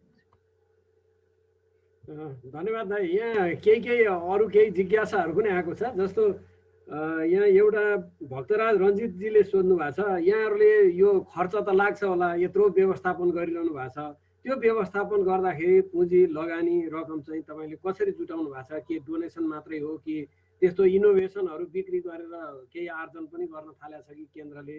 त्यस्तो छ भने के प्रोडक्टहरू कहाँ कसरी बेच्नुहुन्छ भन्ने 2टा यहाँ जिज्ञासा आएको छ। ती 2टालाई मैले एकै ठाउँमा समराइज गरेँ। ल अब अहिलेसम्म यो सुरुवात गरियो। अब राष्ट्रिय आविष्कार केन्द्रको अवधारणा निस्किएर यो केन्द्रलाई चाहिँ एउटा संस्थाको रूपमा, मुनाफा रहित संस्थाको रूपमा दर्ता गर्ने दाखेरि पनि हाम्रो मुख्य एउटा चाहिँ भिजन के छ भने यसलाई चाहिँ सस्टेन दिगो बनाउने, फ्रम द भेरी बिगिनिङ भन्ने थियो। र त्यो दिगो बनाउनको लागि अब उति बेला अब त्यो त आजभन्दा 8 वर्ष अगाडिको कुरा भयो। उति बेला चाहिँ हाम्रो साथीहरूसँग मिलेर यो जो अहिले बोर्ड मेम्बरहरू छौँ, बोर्ड मेम्बरहरू सबैसँग मिलेर छलफल गर्दाखेरि एउटा आइडिया के आएको थियो भने 10 मेगावाटको एउटा हाइड्रो पावर बनाउने र त्यो हाइड्रो पावरबाट वर्षमा 20-25 करोड रुपियाँको चाहिँ बिजुली बेचिने रहेछ। र त्यो 20-25 करोड रुपियाँको बिजुली बेच्दाखेरि 10 करोडसम्म बच्यो भने अथवा वर्षमा 8-10 करोड रुपियाँ भयो भने आविष्कार केन्द्रलाई सञ्चालन गर्न, दिगो बनाउन सजिलो हुन्छ र कसैसँग हात थाप्न पनि पर्दैन भन्ने त्यो चाहिँ अवधारणा थियो। त्यही अवधारणा अनुसार त्यो 10 मेगावाटको हाइड्रो पावर बनाउनको लागि इक्विटीको रकम चाहियो। इक्विटीको रकमको लागि हामीले सरकारलाई के भनेका थियौँ भने यो आविष्कार केन्द्रहरू खोल्ने चलाउने भन्ने कुराहरू त हामी गरौँला, तर यसलाई दिगो बनाउनुको लागि 10 मेगावाटको हाइड्रो पावर बनाउने इक्विटी झन्डै 40-50 करोड रुपियाँ थियो त्यति बेला। त्यतिको चाहिँ कुनै तरिकाले जोगत व्यवस्था गरिदिनु पर्यो भन्ने हामीलाई सरकारलाई रिक्वेस्ट गरेको यति हो। त्यहाँभन्दा अहिलेसम्म अरू रिक्वेस्ट गरेको पनि छैन, तर त्यो हुन सकेन। अब अहिले अनि 5 वर्षसम्म मैले अर्को कुरा के कुरामा फोकस गरेको थियो भने यो 1% यो जिडिपीको 1% छुट्याउन भनेर सबैले भन्दाखेरि सबै मन्त्रीहरूले प्रधानमन्त्रीहरूले पनि भन्ने कुरा गरिदिएको हुन्छ, छुट्याउने राम्रो छ, यसो गर्नुपर्छ त भन्ने, अनि बजेट छुट्याउने बेला नछुट्याउने, त्यो पनि भयो। अनि अर्को कुरा मैले के पनि भनेको थिएँ भने यो इनोभेसन आविष्कार भन्ने कुराहरू गर्नको लागि रिसर्च सेन्टरहरू चलाउनको लागि अहिले जुन तरिकाले मन्त्रालय अन्तर्गत विभागहरू चलाइएको छ, अफिसहरू चलाइएको छ अथवा कम्पनीहरू चलाइन्छ विभिन्न तरिका, त्यो हिसाबमा चाहिँ चलाएर हुँदैन, त्यो नियमले त्यो कानुनले चाहिँ चलाएर हुँदैन। अब यो इनोभेसन गर्ने जुन अनुसन्धान गर्ने कामको लागि छुट्टै कानुन बनाउनु पर्यो, जुन कानुन अन्तर्गत प्रतिभाशाली सन्ततिहरूले एकदमै इन्डिपेन्डेन्ट भएर अनि बिना कुनै टेन्सन झमेला काम गर्न सकोस्। त्यस कारणले यो प्रतिभाशालीहरूलाई जोड्न सञ्चालन गर्नको लागि रिसर्च सेन्टरहरू सञ्चालन गर्नको लागि छुट्टै कानुन बनाऊ र मौजुदा अफिस सञ्चालन गर्ने, विभाग सञ्चालन गर्ने, कार्यालय सञ्चालन गर्ने अथवा सरकार सञ्चालन गर्ने मौजुदा कानुनले चाहिँ भएन भन्ने चाहिँ थियो, त्यो भएन हैन। त्यस कारणले अब नहुने रहेछ भने 5 वर्षपछि मैले ल अब ठिकै छ, अब भएन भने भएन भनेर त्यसपछि ल अब जनतामा जाने, जनतालाई भन्ने, जनताले जे भन्छन् त्यही गर्ने भनेर जनतामा गएको हो। जनतामा पनि कसरी गएको भने कुनै मैले पत्रकार सम्मेलन अथवा कुनै चाहिँ अभियान चलाएर जनतामा गएको होइन। मैले चाहिँ फेसबुक पेजमा एक दिन, त्यो दिन त ठ्याक्कै बिर्सेँ, मैले चाहिँ फेस चलाउनु पर्यो, अब जनताहरू चाहिँ के कसरी चाहिँ सञ्चालन गर्न सकिन्छ, तपाईँहरू चाहिँ यसमा सहभागी हुनुहोस् भनेर चाहिँ फेसबुकमा पोस्ट गरेँ। हेर्नुहोस् एउटा प्याराग्राफ। त्यही दिनदेखि अहिलेसम्म जनताले यसमा चाहिँ आर्थिक दान गरिरहेको छ। तर हामीले आर्थिक दानलाई जहिले पनि दोस्रो दान भन्छौँ। आर्थिक दान भनेको ठुलो दान हो, चाहिन्छ पनि, तर आर्थिक दानलाई नम्बर 1 दान भनेर भन्दैनौँ। नम्बर 1 दान भनेको हामीले सबैलाई माग्ने गरेको दान के हो भने आइडियाको दान दिनुहोस्, बुद्धिको दान गर्नुहोस् भनेछ। किनभने आविष्कार केन्द्र चलाउन हामीलाई पनि आउँदैन, यसलाई दिगो बनाउने कसरी हामीलाई पनि आउँदैन। त्यस कारणले बुद्धि चाहियो, बुद्धिको दान गर्नुहोस् भनेर जहिले पनि हामीले उच्च प्राथमिकता साथ सबैलाई भन्ने गरेको चाहिँ बुद्धिको दान हो। आर्थिक दान चाहिँ हुनेले दिनुहोस्, अब छैन भने केही छैन भनिन्छ। अहिलेसम्म पनि त्यो आइरहेको छ। जनताले हामी कसैको ढोकामा गएको छैन। कोरोनाको यो लकडाउन सुरु हुनुभन्दा अगाडिसम्म 9 करोड रुपियाँ जनताले दान गरिसकेको थियो। हाम्रो 2टा ब्याङ्कको खाता छ, त्यो ब्याङ्कको खातामा हेरे पनि हुन्छ। अनि के अरे कोरोनाको यो अवधिमा 3 करोड रुपियाँ दान आइरहेको छ। कसैलाई हामीले माग्न गएको छैन, सबैले आफू खुसी दान गर्ने हो, ब्याङ्कमा हाल्ने हो अथवा कसैले यहीँ ल्याएर दान गर्छ। यसरी चाहिँ अहिलेसम्म चलिरहेको छ। तर हामीलाई पूर्ण रूपमा के थाहा छ भने यसरी चाहिँ चल्दैन। अनि अहिले यो कामको साथसाथै यो अन्य अनुसन्धानको कामको साथसाथै हामीले 2-3 वटा कामहरू गर्ने भनेर चाहिँ यो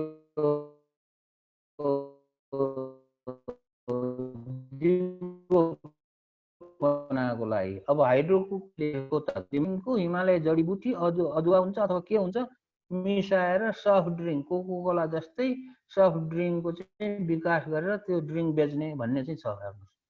र त्यसको चाहिँ त्यसमा एकदमै काम भइरहेको छ। त्यसको लागि फर्मुलाहरू डेभलप गर्ने केहरू काम भइरहेको खोल्ने भन्ने त्यो काम पनि यहाँ भइरहेको छ। अब सानोतिनो कामहरू बल्ल सुरु भएको छ। सफ्टवेयर कम्पनी खोलेर त्यसबाट आएको इन्कमले त्यसलाई दिगो बनाउने।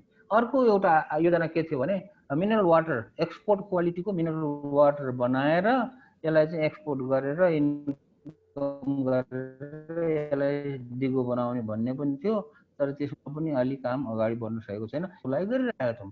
अहिले नै यहाँ बनेको चिजहरूलाई बेचेर पैसा कमाउने भन्ने त भएको छैन। तर भएको छैन भन्दाखेरि अहिले अब दुईटा कुरा, यो एउटा चाहिँ बेबी वार्मर भनेर बेबी यो अस्पतालहरूमा राख्ने भर्खर जन्मेको बच्चालाई राख्ने बेबी वार्मर भनेर 10-15वटा जति हामीले चाहिँ त्यही 70-75 हजारमा 10-15वटा जति बेच्यौँ भनौँ न, अथवा अस्पतालहरूले लिएर गए, त्यति पैसा दिए हैन। अब अर्को कुरा, यो बाँदर लखेट्ने मसिन, बाँदर धपाउने, यो एकदम ठुलो डिमान्ड छ, नेपालभरिबाट डिमान्ड छ।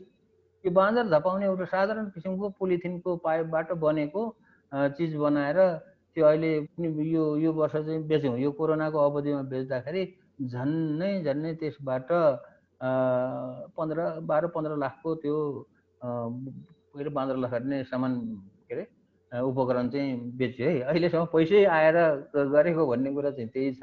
तर यो कुरा होइन कि हामी सधैँ चाहिँ यसरी डोनेसनमा बस्ने भन्ने त हाम्रो हामीले के अरे सोचेकै छैन। यसलाई चाहिँ जति सक्दो कुनै तरिकाले यसलाई चाहिँ दिगो बनाउनु पर्छ। त्यही भएर मैले चाहिँ सबैलाई भन्ने गरेको कुरा के हो भने बुद्धिको दान गरिदिनुहोस् न आविष्कार केन्द्रलाई। तपाईँहरूसँग आइडिया हुनसक्छ कसरी चाहिँ 2-4 पैसाको आम्दानी ल्याएर यो जनताको दानमा मात्रै चाहिँ चल्ने कामबाट यसलाई छुटकारा गर्ने र आफै नै सस्टेन हुने, आफ्नो खुट्टामा आफै उभिने बनाउने भन्ने। त्यस कारण बुद्धिको दान दिनुहोस् भन्ने किसिमले जुनसुकै तरिकाले पनि एउटा उचित तरिकाले पैसा आउने काम हुन्छ भने हामी आफैले पनि लगानी गर्छौँ। जस्तो अहिले हामीसँग यो आएको 9-10 करोड रुपियाँमा हामीसँग पनि छ, 5-6 करोड रुपियाँ त अहिले पनि छ हामीसँग। हामी पनि लगानी गर्छौँ त्यो कुरामा। त्यो हामी पनि लगानी गर्छौँ। तपाईँहरूले पनि आइडिया दिनुहोस् अनि कुनै काम सुरु गरेर यसलाई चाहिँ दिगो बनाऊ भन्ने चाहिँ मेरो सबैलाई अनुरोध छ। हस् त, अर्को एउटा जिज्ञासा आएको छ यहाँ। हाम्रो सुषमा खत्री रञ्जितजीले सोध्नु भएको छ, यो 100 रुपियाँ सहयोग गरौँ भन्ने एउटा आह्वान सुनेर मैले पनि यो ई सेवा मार्फत एउटा एकाउन्ट फेला पारेर पठाएको थिएँ। यो त फेक त होइन होला नि भनेर सोध्नु भएको छ, उहाँको जिज्ञासा छ। अब यो जुन छ 100 रुपियाँ अभियान भन्ने कुरा, अब यहाँ चाहिँ के छ भने हामी आफैले राष्ट्रिय आविष्कार केन्द्रले चालेको अभियान भनेर अहिलेसम्म कुनै पनि फन्ड रेजिङ कार्यक्रम चलाएकै छैन। हामीले चलाउँदा पनि चलाउँदैन, नचलाउने भनिरहेका छौँ। किनभने हामी यसरी मागेर चलाउन चाहँदैनौँ। हामी यसलाई जति सक्दो के अरे चाँडो दिगो बनाउन चाहन्छौँ। तर अब यहाँ चाहिँ के छ त भन्दाखेरि यहाँ विभिन्न भाइ बहिनीहरूले, नेपालको यो यङ भाइ बहिनीहरूले नै धेरै जसो अथवा यो कुनै अर्गनाइजेसनले भनौँ, कुनै सहकारीले, कुनै जस्तो विद्यार्थीहरूले, किसानहरूले, विदेशमा काम गर्नेहरूले सबैले के गरिरहेछन् भने उनीहरूले आफ्नो आफ्नो तरिकाले फन्ड रेजिङ गर्छन्। गर्नुभन्दा अगाडि मलाई एकपल्ट सोध्छन्, होइन दाइ हामीले यसरी फन्ड रेजिङ गर्न लागेको, गरौँ कि नगरौँ भन्छन्। अब म गर्छु भनेदेखि मैले रोक्ने कुरा त आउँदैन नि। गर, तिमीहरूले गर्न मन लागेको छ भने गर। तर मैले चाहिँ कसैलाई चाहिँ फन्ड रेजिङ गरिदिनुहोस् भनेर चाहिँ कहिले पनि भनेको छैन। त्यो त आफ्नो खुसीले गर्ने कुरा हो। यो मेरो लागि गरिदिने होइन, महावीर पुनको लागि गरिदिने होइन, यो त राष्ट्रको लागि गरिदिने हो र अब राष्ट्रको मातृभूमिको लागि गर्ने हो। त्यस कारणले यसको लागि चाहिँ मसँग पर्मिसन पनि लिनु पर्दैन। यो पर्मिसन लिने हो भने मातृभूमिको लागि गर्ने हो, मातृभूमिसँग लिऊ पनि भन्छु मैले कहिले कहिले। अब त्यस कारणले यस्तो किसिमको फन्ड रेजिङ त 100 रुपियाँ को लागि भनेर ई सेवाबाट अथवा कुनै माध्यमबाट गर्ने अभियानहरू भयो। यस्तो त अहिलेसम्म 100औं अभियानहरू 100औं ठाउँमा चलाइरहेका छन्। उनीहरूले चलाएर चाहिँ त्यो पैसा चाहिँ हाम्रो ब्याङ्कको खातामा हालिदिन्छन् र यसरी पैसा उठ्यो भनेर लिस्ट पनि दिन्छन्। हामीले त्यही लिस्ट अनुसार यहाँ हिसाब किताब राखिएको हुन्छ र त्यो चाहिँ पक्कै हो। त्यो अस्ति भाइहरूले भनिरहेको थियो यस्तो चलाउनु पर्यो, अस्ति यो कोरोनाकै समयमा भएको हो, त्यो 100 रुपियाँको चलाउँछु भनेर ल चलाऊ।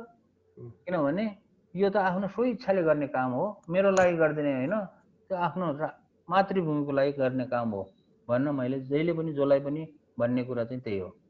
हस् त, अब यहाँ सरकारसँगको समन्वय र केही यो आविष्कार केन्द्रको काम र यो नवप्रवर्तन भन्ने अहिले चाहिँ नास्टले एउटा आइडिया ल्याएको रहेछ। अस्ति हामीले विज्ञान दिवसको उपलक्ष्यमा नास्टका हाम्रा उपकुलपति, त्यस पछाडि यो रिकास्टका डाइरेक्टर साहब र अरू केही मूर्धन्य व्यक्तित्वहरूसँग एउटा अन्तर्क्रिया कार्यक्रम राखेका थियौँ। त्यो अन्तर्क्रिया कार्यक्रममा नवप्रवर्तनको हामीले चाहिँ बढावा दिने भनेर एउटा कार्यक्रम राखेका छौँ। त्यो अन्तर्गत हामीले चाहिँ युवा वैज्ञानिकहरूलाई प्रोत्साहित गरिरहेछौँ भनेर हाम्रो नास्टको उपकुलपतिज्यूले भन्नुभएको थियो। त्यही अनुसार दाइहरूसँग यसको समन्वय यो नास्ट र सरकारी एजेन्सीहरूसँग कस्तो छ, अहिले भइरहेका यहाँहरूका गतिविधिहरूलाई सरकारले कसरी रेस्पोन्ड गरिरहेको छ भन्ने बारेमा यहाँ केही साथीहरूले जिज्ञासा राख्नु भएको छ। मुरारी खरेल र हाम्रो डिपी अधिकारी सरले जिज्ञासा राख्नु भएको छ। दोस्रो चाहिँ यो दाइहरूको हिमाचल एजुकेसन फाउन्डेसन र यो इनोभेसन सेन्टर बिचको सम्बन्ध कस्तो छ, यो अनुन्यासित सम्बन्धमा हो कि इन्डिपेन्डेन्ट संस्थाहरू हुन् भनेर अर्को जिज्ञासा राख्नु भएको छ। र तेस्रो जिज्ञासा चाहिँ दाइको यो बाँदर आतङ्कले साह्रै आक्रान्त छ देश, यो चाहिँ कस्तो छ, फिडब्याक कुन सर भनेर सोध्नु भएको छ। यो तीनटा कुरालाई मिलाएर दाइलाई मैले अनुरोध। ल म पहिलो कुरा दुईटा सानो कुराको गर्छु अनि तेस्रो ठुलो कुरा गरौँ। अब हिमाचल एजुकेसन फाउन्डेसन भनेको यो चाहिँ अमेरिकामा चाहिँ मेरो प्रोफेसरहरूले चाहिँ म नेपाल आइसकेपछि उनीहरूले खोलेको हो। अब त्यो खोल्ने प्रोफेसरहरूमा एक दुईजना त बितिसके पनि हैन, अझै पनि छन् बुढा प्रोफेसरहरू। उनीहरूले चाहिँ अब त्यति बेलादेखि यो हिमाचल हाई स्कुल भनेर खोलियो। त्यो मेरो गाउँको हाई स्कुल, अहिले मैले सुरुमा भनेको हाई स्कुलको नाम चाहिँ हिमाचल हाई स्कुल हो। त्यो हाई स्कुललाई सपोर्ट गर्ने भनेर खोलेको। अब सुरुमा यो समुदायले खोलेको स्कुल भएको हुनाले सरकारले, शिक्षा मन्त्रालयले शिक्षकको दरबन्दी त दिँदैन थियो। त्यस कारणले समुदायले नै अब के अरे तलब खुवाउनु पर्थ्यो आफ्नो निजी स्रोतबाट। अब त्यति बेला त्यो मद्दत गर्नको लागि भनेर हिमाचल एजुकेसन फाउन्डेसन के नाम राख्ने भनेर सोधेको थियो, राखिदिउँ भनेको थियो प्रोफेसरहरूले। मैले भने हिमाचल एजुकेसन फाउन्डेसन राखिदिउँ नि त भनेर मैले भनेको। त्यो मैले चलाएको फाउन्डेसन पनि होइन, त्यो त्यस्तो ठुलो आइएनजिओ अथवा एनजिओ पनि होइन होइन। त्यो अझैसम्म जीवित त छ, अझै पनि कहिले कहिले अब त्यो प्रोफेसरहरूले त्यो युनिभर्सिटीमा, किनभने त्यो युनिभर्सिटी चाहिँ मलाई चाहिँ मान्ने मान्छेहरू थुप्रै छन्, अहिले पनि थुप्रै छन्। अब त्यसरी खोलिएको हो। अनि बाँदर धपाउने मसिन भनेको त यो पोलिथिन, यो पिभिसीको चाहिँ पाइप हो। त्यसमा चाहिँ क्याल्सियम कार्बाइड हालेर अनि त्यहाँ पानी हालेर क्याल्सियम कार्बाइड र पानी चाहिँ रियाक्सन भयो भनेदेखि ग्यास निस्किन्छ, त्यो एसिटिलिन ग्यास निस्किन्छ। अनि त्यो ग्यासबाट चाहिँ लाइटरले, यो भान्सामा हाम्रो स्टोभमा पकाउने ग्यास स्टोभमा पकाउने लाइटरले छड्काइदियो भने एकदम ठुलो तोप जस्तो टुनी खेलमा तोप पड्काउँछ नि, त्यो तोप पड्काएको जस्तै ठुलो आवाज निस्किन्छ। अनि त्यो गऱ्यो भने भाग्छ त्यो बाँदर भन्ने त्यो साधारण कुरा हो। तर त्यतिले मात्र बाँदर भाग्दैन, त्यसमा अरू 2-3वटा टेक्नोलोजीहरू अरू चाहिँ हामीले डेभलप गरिराखेका छौँ। किनभने बाँदर चाहिँ बाठो हुन्छ र केही समयपछि त्यो जति पड्काए पनि त्यो भाग्नेवाला छैन। त्यो चाहिँ हामीलाई अब जहाँसम्म अब यो अन्य यो सहकार्य गर्ने भन्ने छ, चाहे अब सरकारी होस्, चाहे गैर सरकारी होस्, चाहे व्यक्तिगत होस्, चाहे उद्योग। अब यो इनोभेसन सेन्टरले जहिले पनि चाहिँ के हुन्छ भने आफू एक्लै बसेर काम गर्छु, म एक्लो चाहिँ ढेडु बाँदर जस्तो हुन्छु भनेर काम गरेर त्यो सफल कहिले पनि हुँदैन। इनोभेसन सेन्टरले सकेसम्म धेरैभन्दा धेरै को फिल्डको, त्यो एउटा विषयको पनि होइन, फिल्डको इन्स्टिट्युसन्सहरूसँग, इन्डस्ट्रीहरूसँग मिलेर काम गरौँ। इन्डस्ट्रीहरूसँग त मिल्नै पर्छ। इन्डस्ट्रीहरूसँग नमिलिकन कसैले इनोभेसन सेन्टर चलाउँछु भन्यो भने त्यो इनोभेसन सेन्टर चल्दा पनि चल्दैन। हेर्नुहोस्, अब यो अब इन्स्टिट्युसन्सहरूमा चाहिँ जस्तो प्राइभेट रिसर्च इन्स्टिट्युटहरू पनि हुन सक्छन्, इन्स्टिट्युसन्सहरू पनि, अनि के अरे सरकारी पनि हुनसक्छ, जस्तो नास भयो। अब जस्तो रिकास, अहिले हामीले यहाँ रिकासमा बसेका छौँ, रिकासले यहाँ हामीलाई बस्ने ठाउँ दिएको छ, एउटा ठाउँ दिएको छ। कमसेकम यत्रो ठाउँमा चाहिँ बसेर अहिले हामीले काम गर्न एकदम ढुक्क भएर काम गर्न सकेका छौँ। रिकाससँग पनि हाम्रो कोलेबोरेसन छ हैन। अब टियुसँग नि भयो। अब यस किसिमले यो कोलेबोरेसन भन्ने कुरा नाससँग पनि हामी गर्न सक्छौँ, चाहन्छौँ हैन। तर कसरी गर्ने भन्ने कुरा अहिले प्रदेश सरकारहरूले पनि यो आविष्कार केन्द्र खोल्ने भनेर भनिसक्यो। जस्तो प्रदेश नम्बर 1 ले चाहिँ के भनेछ भने मनमोहन आविष्कार केन्द्र खोल्ने भनेर उहाँ तयार गरिसक्यो उनीहरू हैन। ठिकै छ, जे आविष्कार केन्द्र खोले पनि नाम दिएर आयो, नामले केही फरक पार्दैन। अब हाम्रो यो 4 नम्बर गण्डकी प्रदेश छ, गण्डकी प्रदेशमा पनि खोल्ने भनेर त्यहाँ बजेटहरू अलिअलि छुट्याएर के गर्दैछन् त्यहाँ। त्यस कारणले यो त भयो स्वदेशीसँग। अब विदेशीहरूसँग पनि हाम्रो चाहिँ यो के अरे आविष्कार केन्द्रहरूले कोल्याबोरेसन गर्छ। जस्तो उदाहरणको लागि अहिले हामीले यो कोरोनाको अवधिमा 2टा युनिभर्सिटीसँग कोल्याबोरेसन गर्यो। एउटा स्ट्यानफोर्ड युनिभर्सिटीसँग अहिले पनि कोल्याबोरेसन भइरहेछ, त्यसको उनीहरूसँग मिलेर भेन्टिलेटरहरू बन्दैछ। भेन्टिलेटर मात्र होइन, अरू उनीहरूसँग मिलेर 2-3 किसिमको अरू आइटमहरू पनि यहाँ बन्दैछ। उनीहरूको त ठुलो ल्याब छ, उनीहरूको रिसोर्स छ हैन। अब उनीहरूले त्यस कारणले हामीले भन्दा राम्रोसँग गर्न सक्छ, त्यसैले उनीहरूसँग गरिरहेको छ। अहिले यो नेदरल्यान्डको ट्यु डेल्ट भन्ने युनिभर्सिटीसँग पनि हामीले कोल्याबोरेसन गर्दैछौँ। अनि अन्य अब यो कोरियाको युनिभर्सिटीसँग पनि हामीले यो सम्झौता नै गरिसकेको छ। काठमाडौँ युनिभर्सिटीसँग MOU गरिसकेको छ। यो चितवनको कृषि विश्वविद्यालय जो छ त्योसँग पनि MOU गरेर त्यहाँ पनि चलिरहेको छ। हामीले राष्ट्रिय आविष्कार केन्द्रले त्यहाँ चाहिँ के अरे काम, त्यहाँको अनुसन्धानकर्ताहरूलाई काम गर्नको लागि सहयोग गरिरहेको छ। त्यस कारणले यो कोल्याबोरेसन भन्ने कुरामा हामी चाहिँ एक रौँ जति पनि कन्जुसाइ गर्दैनौँ। हाम्रो चाहिँ एकदमै खुला दिलले जो पनि इन्डस्ट्री आउँछ, जस्तो यहाँ अहिले यहाँ विभिन्न मान्छेहरू आउँछन्, कसैले चाहिँ के भन्छन्, मलाई चाहिँ अब साबुन के अरे बनाउने कारखाना घरमा बनाएर खोलेर म चाहिँ यो व्यवसाय गर्छु दाइ, र यो साबुन बनाउने मसिन बनाइदिनु पर्यो भन्न आउँछ कसैले।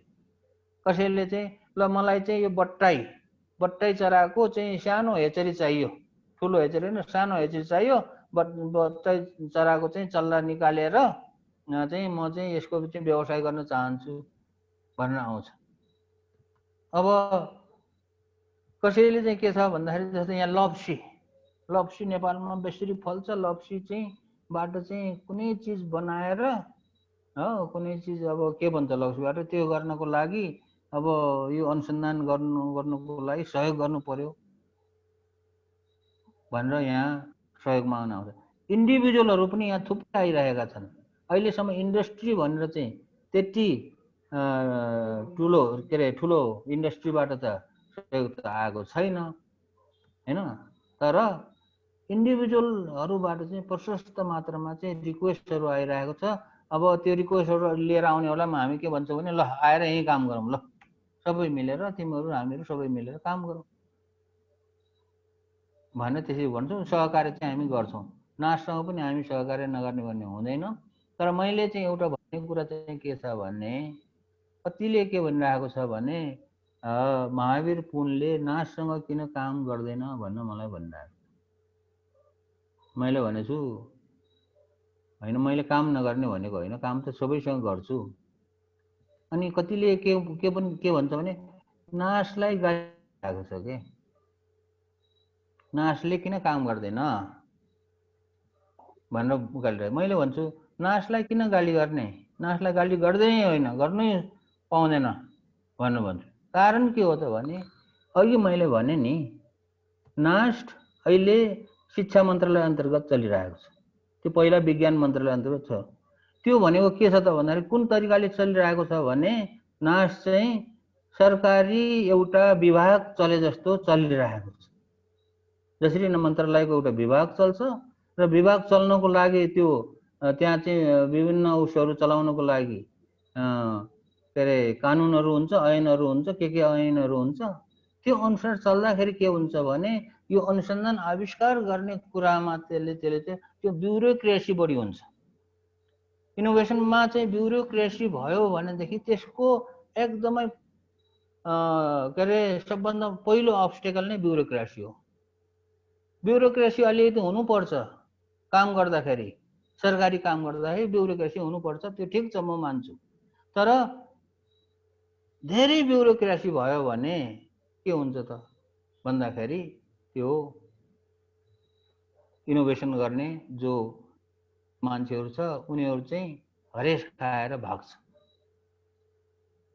त्यस कारणले अब नासलाई चाहिँ पनि चलाउनको लागि चाहिँ के छ त भन्दाखेरि नासलाई मात्र होइन, मैले भनेको त यो सरकारले जति पनि इनोभेसनहरू अनुसन्धान केन्द्रहरू चलाइरहेको छ त्यो अनुसन्धान केन्द्रहरूलाई काम गर्ने तरिका खुकुलोसँग सहजसँग काम गर्ने किसिमको कानुन बनाउनु पर्यो, छुट्टै कानुन बनाउनु पर्यो भन्नु मैले भनिरहेको छु। र अनि अर्को कुरा चाहिँ मैले भनिरहेको कुरा के हो भने यो आविष्कार केन्द्र महावीर पुनको आविष्कार केन्द्र होइन, कालान्तरमा गएर यो आविष्कार केन्द्र अब यो सरकारको हो।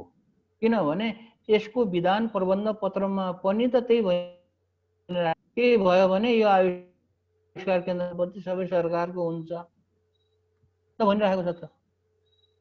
अनि सरकारलाई हस्तान्तरण गर्नुपर्नेछ भनिरहेको छ, अहिले पनि भनिरहेको छ। हामीले भनिरहेको छौँ के छ त भन्दाखेरि यसलाई चाहिँ यो अलिकति चाहिँ यसको सिस्टमेटिक तरिकाले एउटा नयाँ मोडल निकाल्नु पर्यो। पहिला नयाँ मोडल निकालेर अनि चाहिँ यो इन्डिपेन्डेन्टली सस्टेनेबली काम गर्ने किसिमको मोडल तयार गरेर यो सरकारलाई बुझाइदिने हो।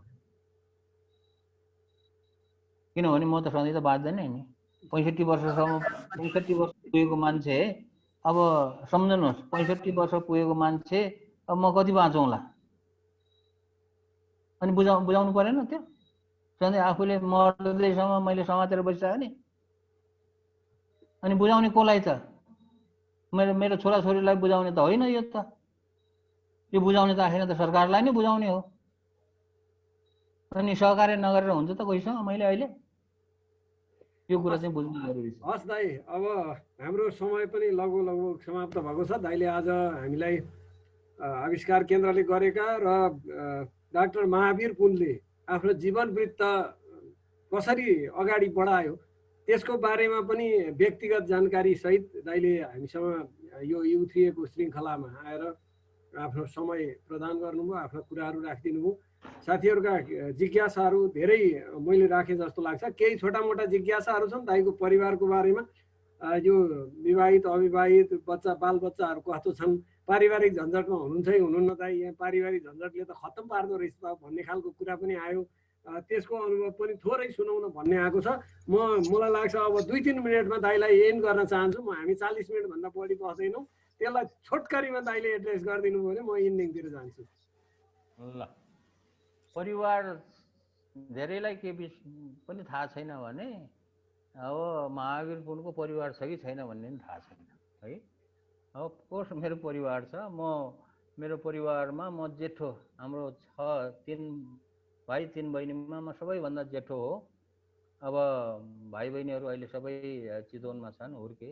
मैले 13 वर्षसम्म शिक्षक काम गरेर मेरो कमाई चाहिँ के गरेको हो भने त्यही भाइ बहिनीलाई पढाउनमा खर्च गरेँ अघि। त्यस कारणले अब भाइ बहिनीहरूसँग छन् अहिले, म आमा बाबा हुनुहुन्न। अब रह्यो मेरो आफ्नै छोराछोरीको कुरा, श्रीमतीको कुरा। म चाहिँ के अरे विवाहित हुँ हैन, मेरो 2टा छोरीहरू छन्, उनीहरू चाहिँ पोखरामा बस्छन्। अनि पोखरामा बसेर अब एउटाले चाहिँ भर्खरै कलेज पुरा गर्यो, अब एउटा चाहिँ अहिले चाहिँ यो के अरे हस् दाइ, अब यो सानो जिज्ञासा साथीहरूको दाइले समाधान गरिदिनु भयो। धेरै कुराहरू अब महावीर पुनलाई चिनाइराख्नुपर्ने। हजुर, एउटा कुरा सिद्ध्याउँछु। अब सबैले के भन्न ठान्छन् भने महावीर पुनले परिवारलाई हेरेको छैन, परिवारले दुःख पाएको छ भनिरहेको छ। मेरो परिवारले दुःख पाएकै छैन। कसैले विश्वास लाग्दैन भने गएरै सोध्नुहोस् मैले कति दुःख दिएको छु भनेर। मेरो परिवारलाई मैले पनि हेर्छु र म आफू डुल्ने भएको हुनाले मेरो साथीभाइले पनि मेरो परिवारलाई एकदमै आफ्नै परिवार जस्तो ठानेर पूर्ण रूपमा चाहिँ हेरिदिएको हुनाले मलाई परिवारप्रति कुनै चिन्ता पनि छैन र परिवारको मसँग कुनै कम्प्लेन पनि छैन। ल, धन्यवाद। हस्, महावीर दाइलाई धेरै धेरै धन्यवाद।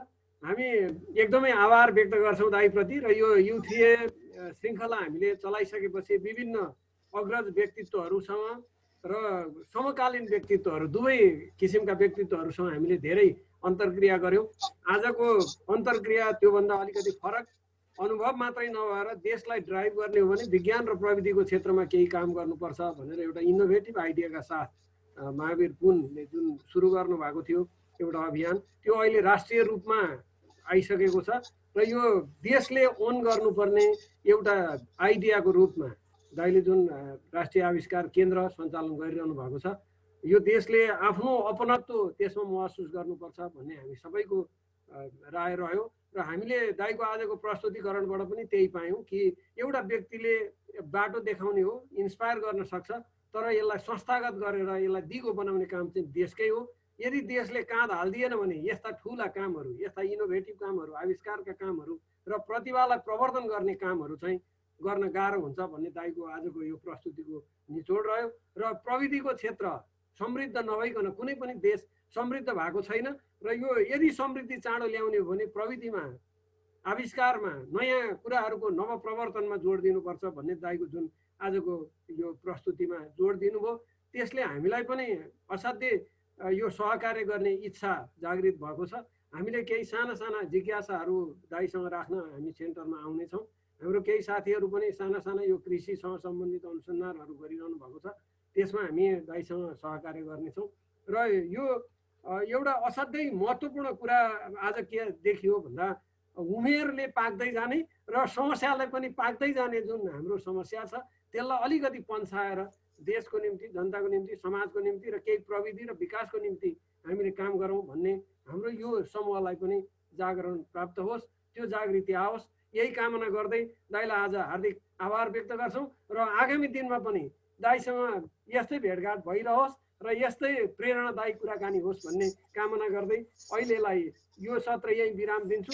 र दाइको छोटकरीमा अन्त्यमा केही भन्न बाँकी भयो, दाइलाई थोरै टाइम उपलब्ध गराउँछु, 1-2 मिनट। ओहो, होइन, अब अरू त छैन।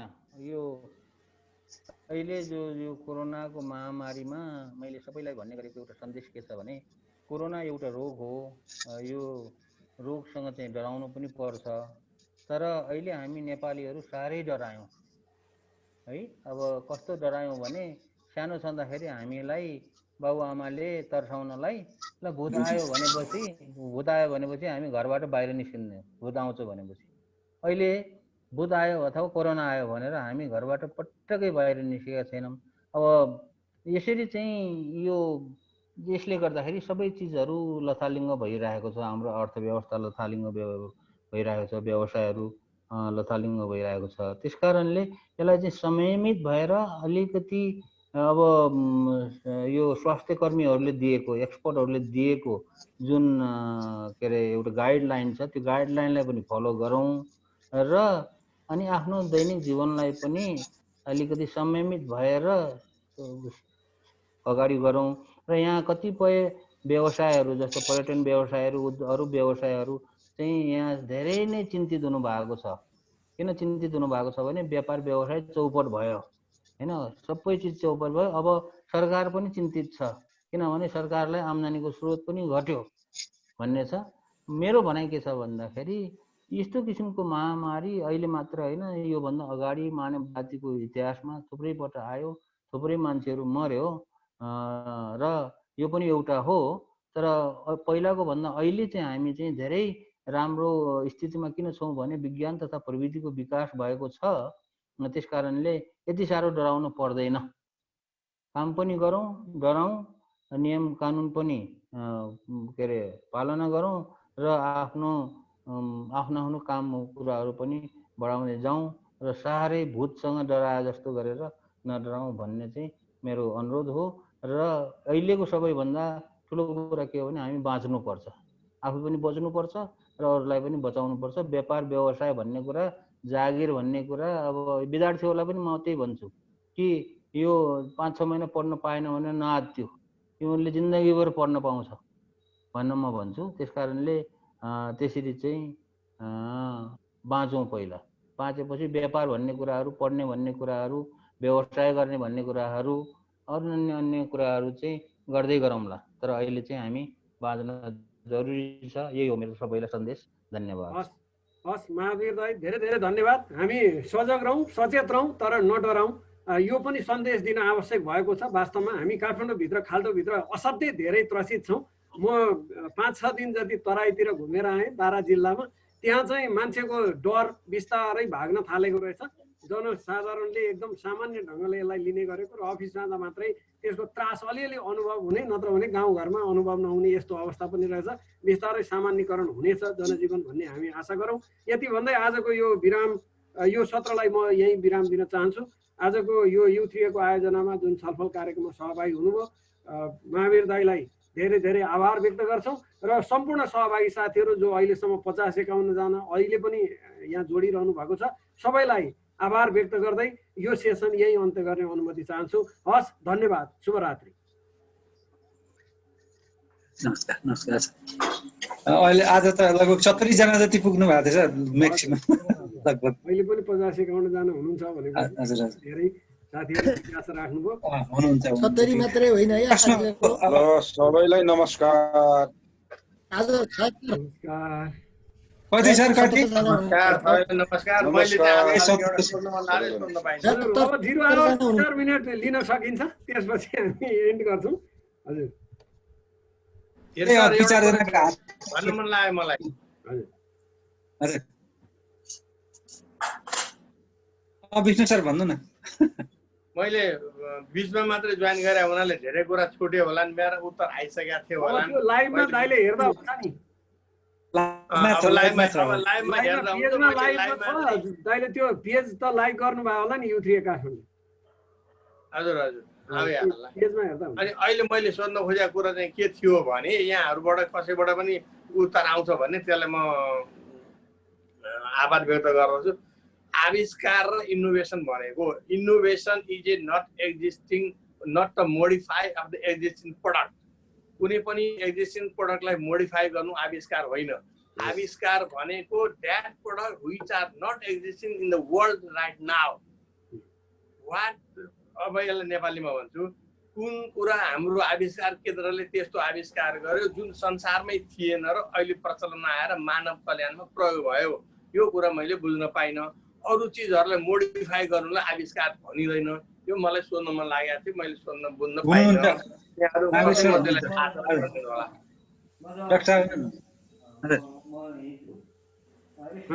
फुर्सद छ भने विष्णु सरले अलिकति जिज्ञासा राखिहाल्नुभयो। हजुर दाइ।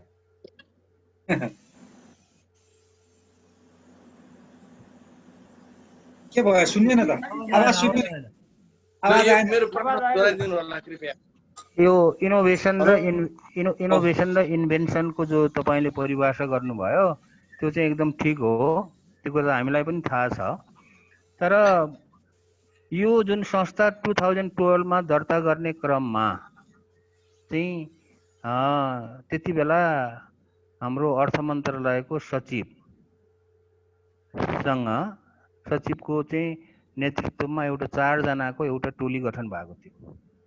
यसको यो अनुसन्धान, यो त्यति बेला आविष्कार केन्द्र भन्ने नाम पनि थिएन। हेर्नुहोस्, यस्तो किसिमको एउटा रिसर्च सेन्टर खोल्ने भन्ने किसिमको चाहिँ एउटा छलफल गर्नको लागि त्यो हाम्रो के अरे अर्थ सचिवको नेतृत्वमा 4वटा सहसचिवहरू, एउटा अर्थको सहसचिव हुनुहुन्थ्यो, एउटा कानुन मन्त्रालयको सहसचिव हुनुहुन्थ्यो, एउटा चाहिँ उद्योग मन्त्रालयको र एउटा चाहिँ के अरे यो प्रधानमन्त्री कार्यालयको 4 जना सहसचिवहरूलाई चाहिँ मिलेर यसको चाहिँ कस्तो बनाउँदाखेरि यो ठिक हुन्छ त, यो तपाईँले भनेको अनुसन्धान केन्द्र भनेर यो आयो।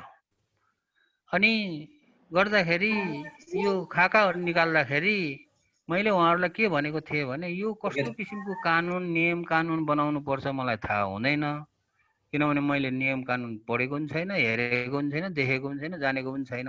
तपाईँहरूले जे जस्तो बनाउनु पर्ने हो यो यस्तो किसिमको अनुसन्धान केन्द्र चलाउनलाई चाहिने नियम कानुनको एउटा खाका बनाइदिनुहोस् भन्नु मैले उनीहरूलाई भने। र त्यो त्यति बेलाको अहिलेको सहसचिवहरू मध्येमा एउटा अर्थ मन्त्रालयको सहसचिव चाहिँ लोकदर्शन तिवारी भन्ने अहिले मुख्य सचिव हुनुहुन्छ, उहाँलाई सोध्नु भए पनि हुन्छ। लोकदर्शन रेग्मी होला भाइ, रेग्मी अब उहाँहरूले त्यसो भनेपछि उहाँहरूले चाहिँ खाका बनाउनु भयो, सबै यस्तो गर्ने उस्तो गर्ने के खाका बनाउनु भयो। मलाई नबोलाउनुहोस् पनि भनेको थिएँ मैले, किनभने मलाई थाहा छैन, यो कानुनी कुरा मलाई थाहा हुँदैन भनेर मैले भनेको थिएँ।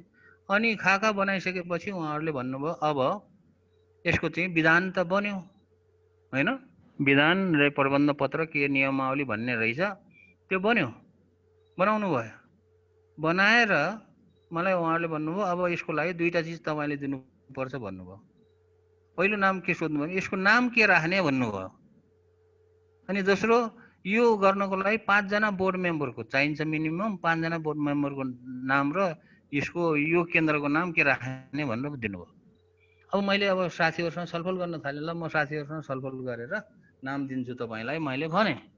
अनि साथीहरूसँग छलफल गर्दाखेरि विभिन्न किसिमको नामहरू सुझाव आयो, यसो गर्ने उसो गर्ने भने। अब यो खोल्न खोजेको त इनोभेसन सेन्टर हो, इङ्ग्लिसमा त नेसनल इनोभेसन सेन्टर नै छ।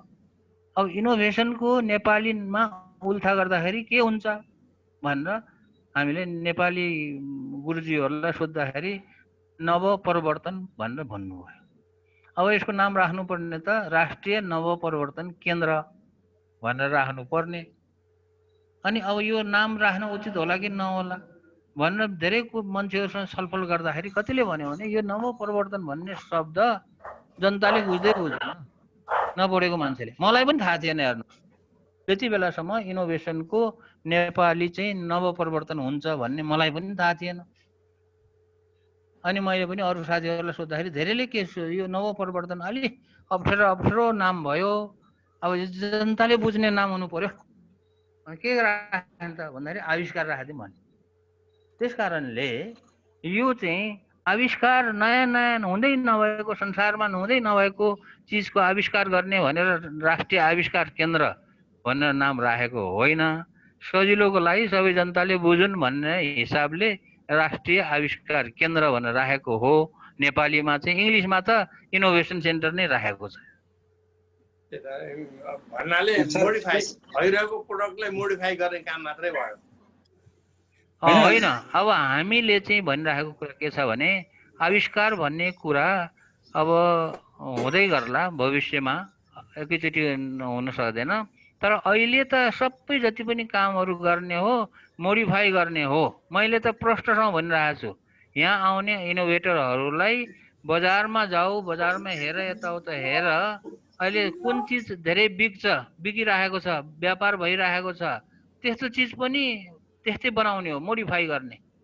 जस्तो कसैले हाते ट्र्याक्टर बनाएको छ भने हाते ट्र्याक्टरै बनाऊ, तर मोडिफाई गरेर बनाऊ होइन। कसैले चाहिँ कुनै भनौँ न कुनै चिज कृषि औजारको साथसाथै अन्य जस्तो बायोमेडिकल, जस्तो हामीले जो बेबी वार्मर भन्यो, बेबी वार्मर त नयाँ चिज त होइन नि।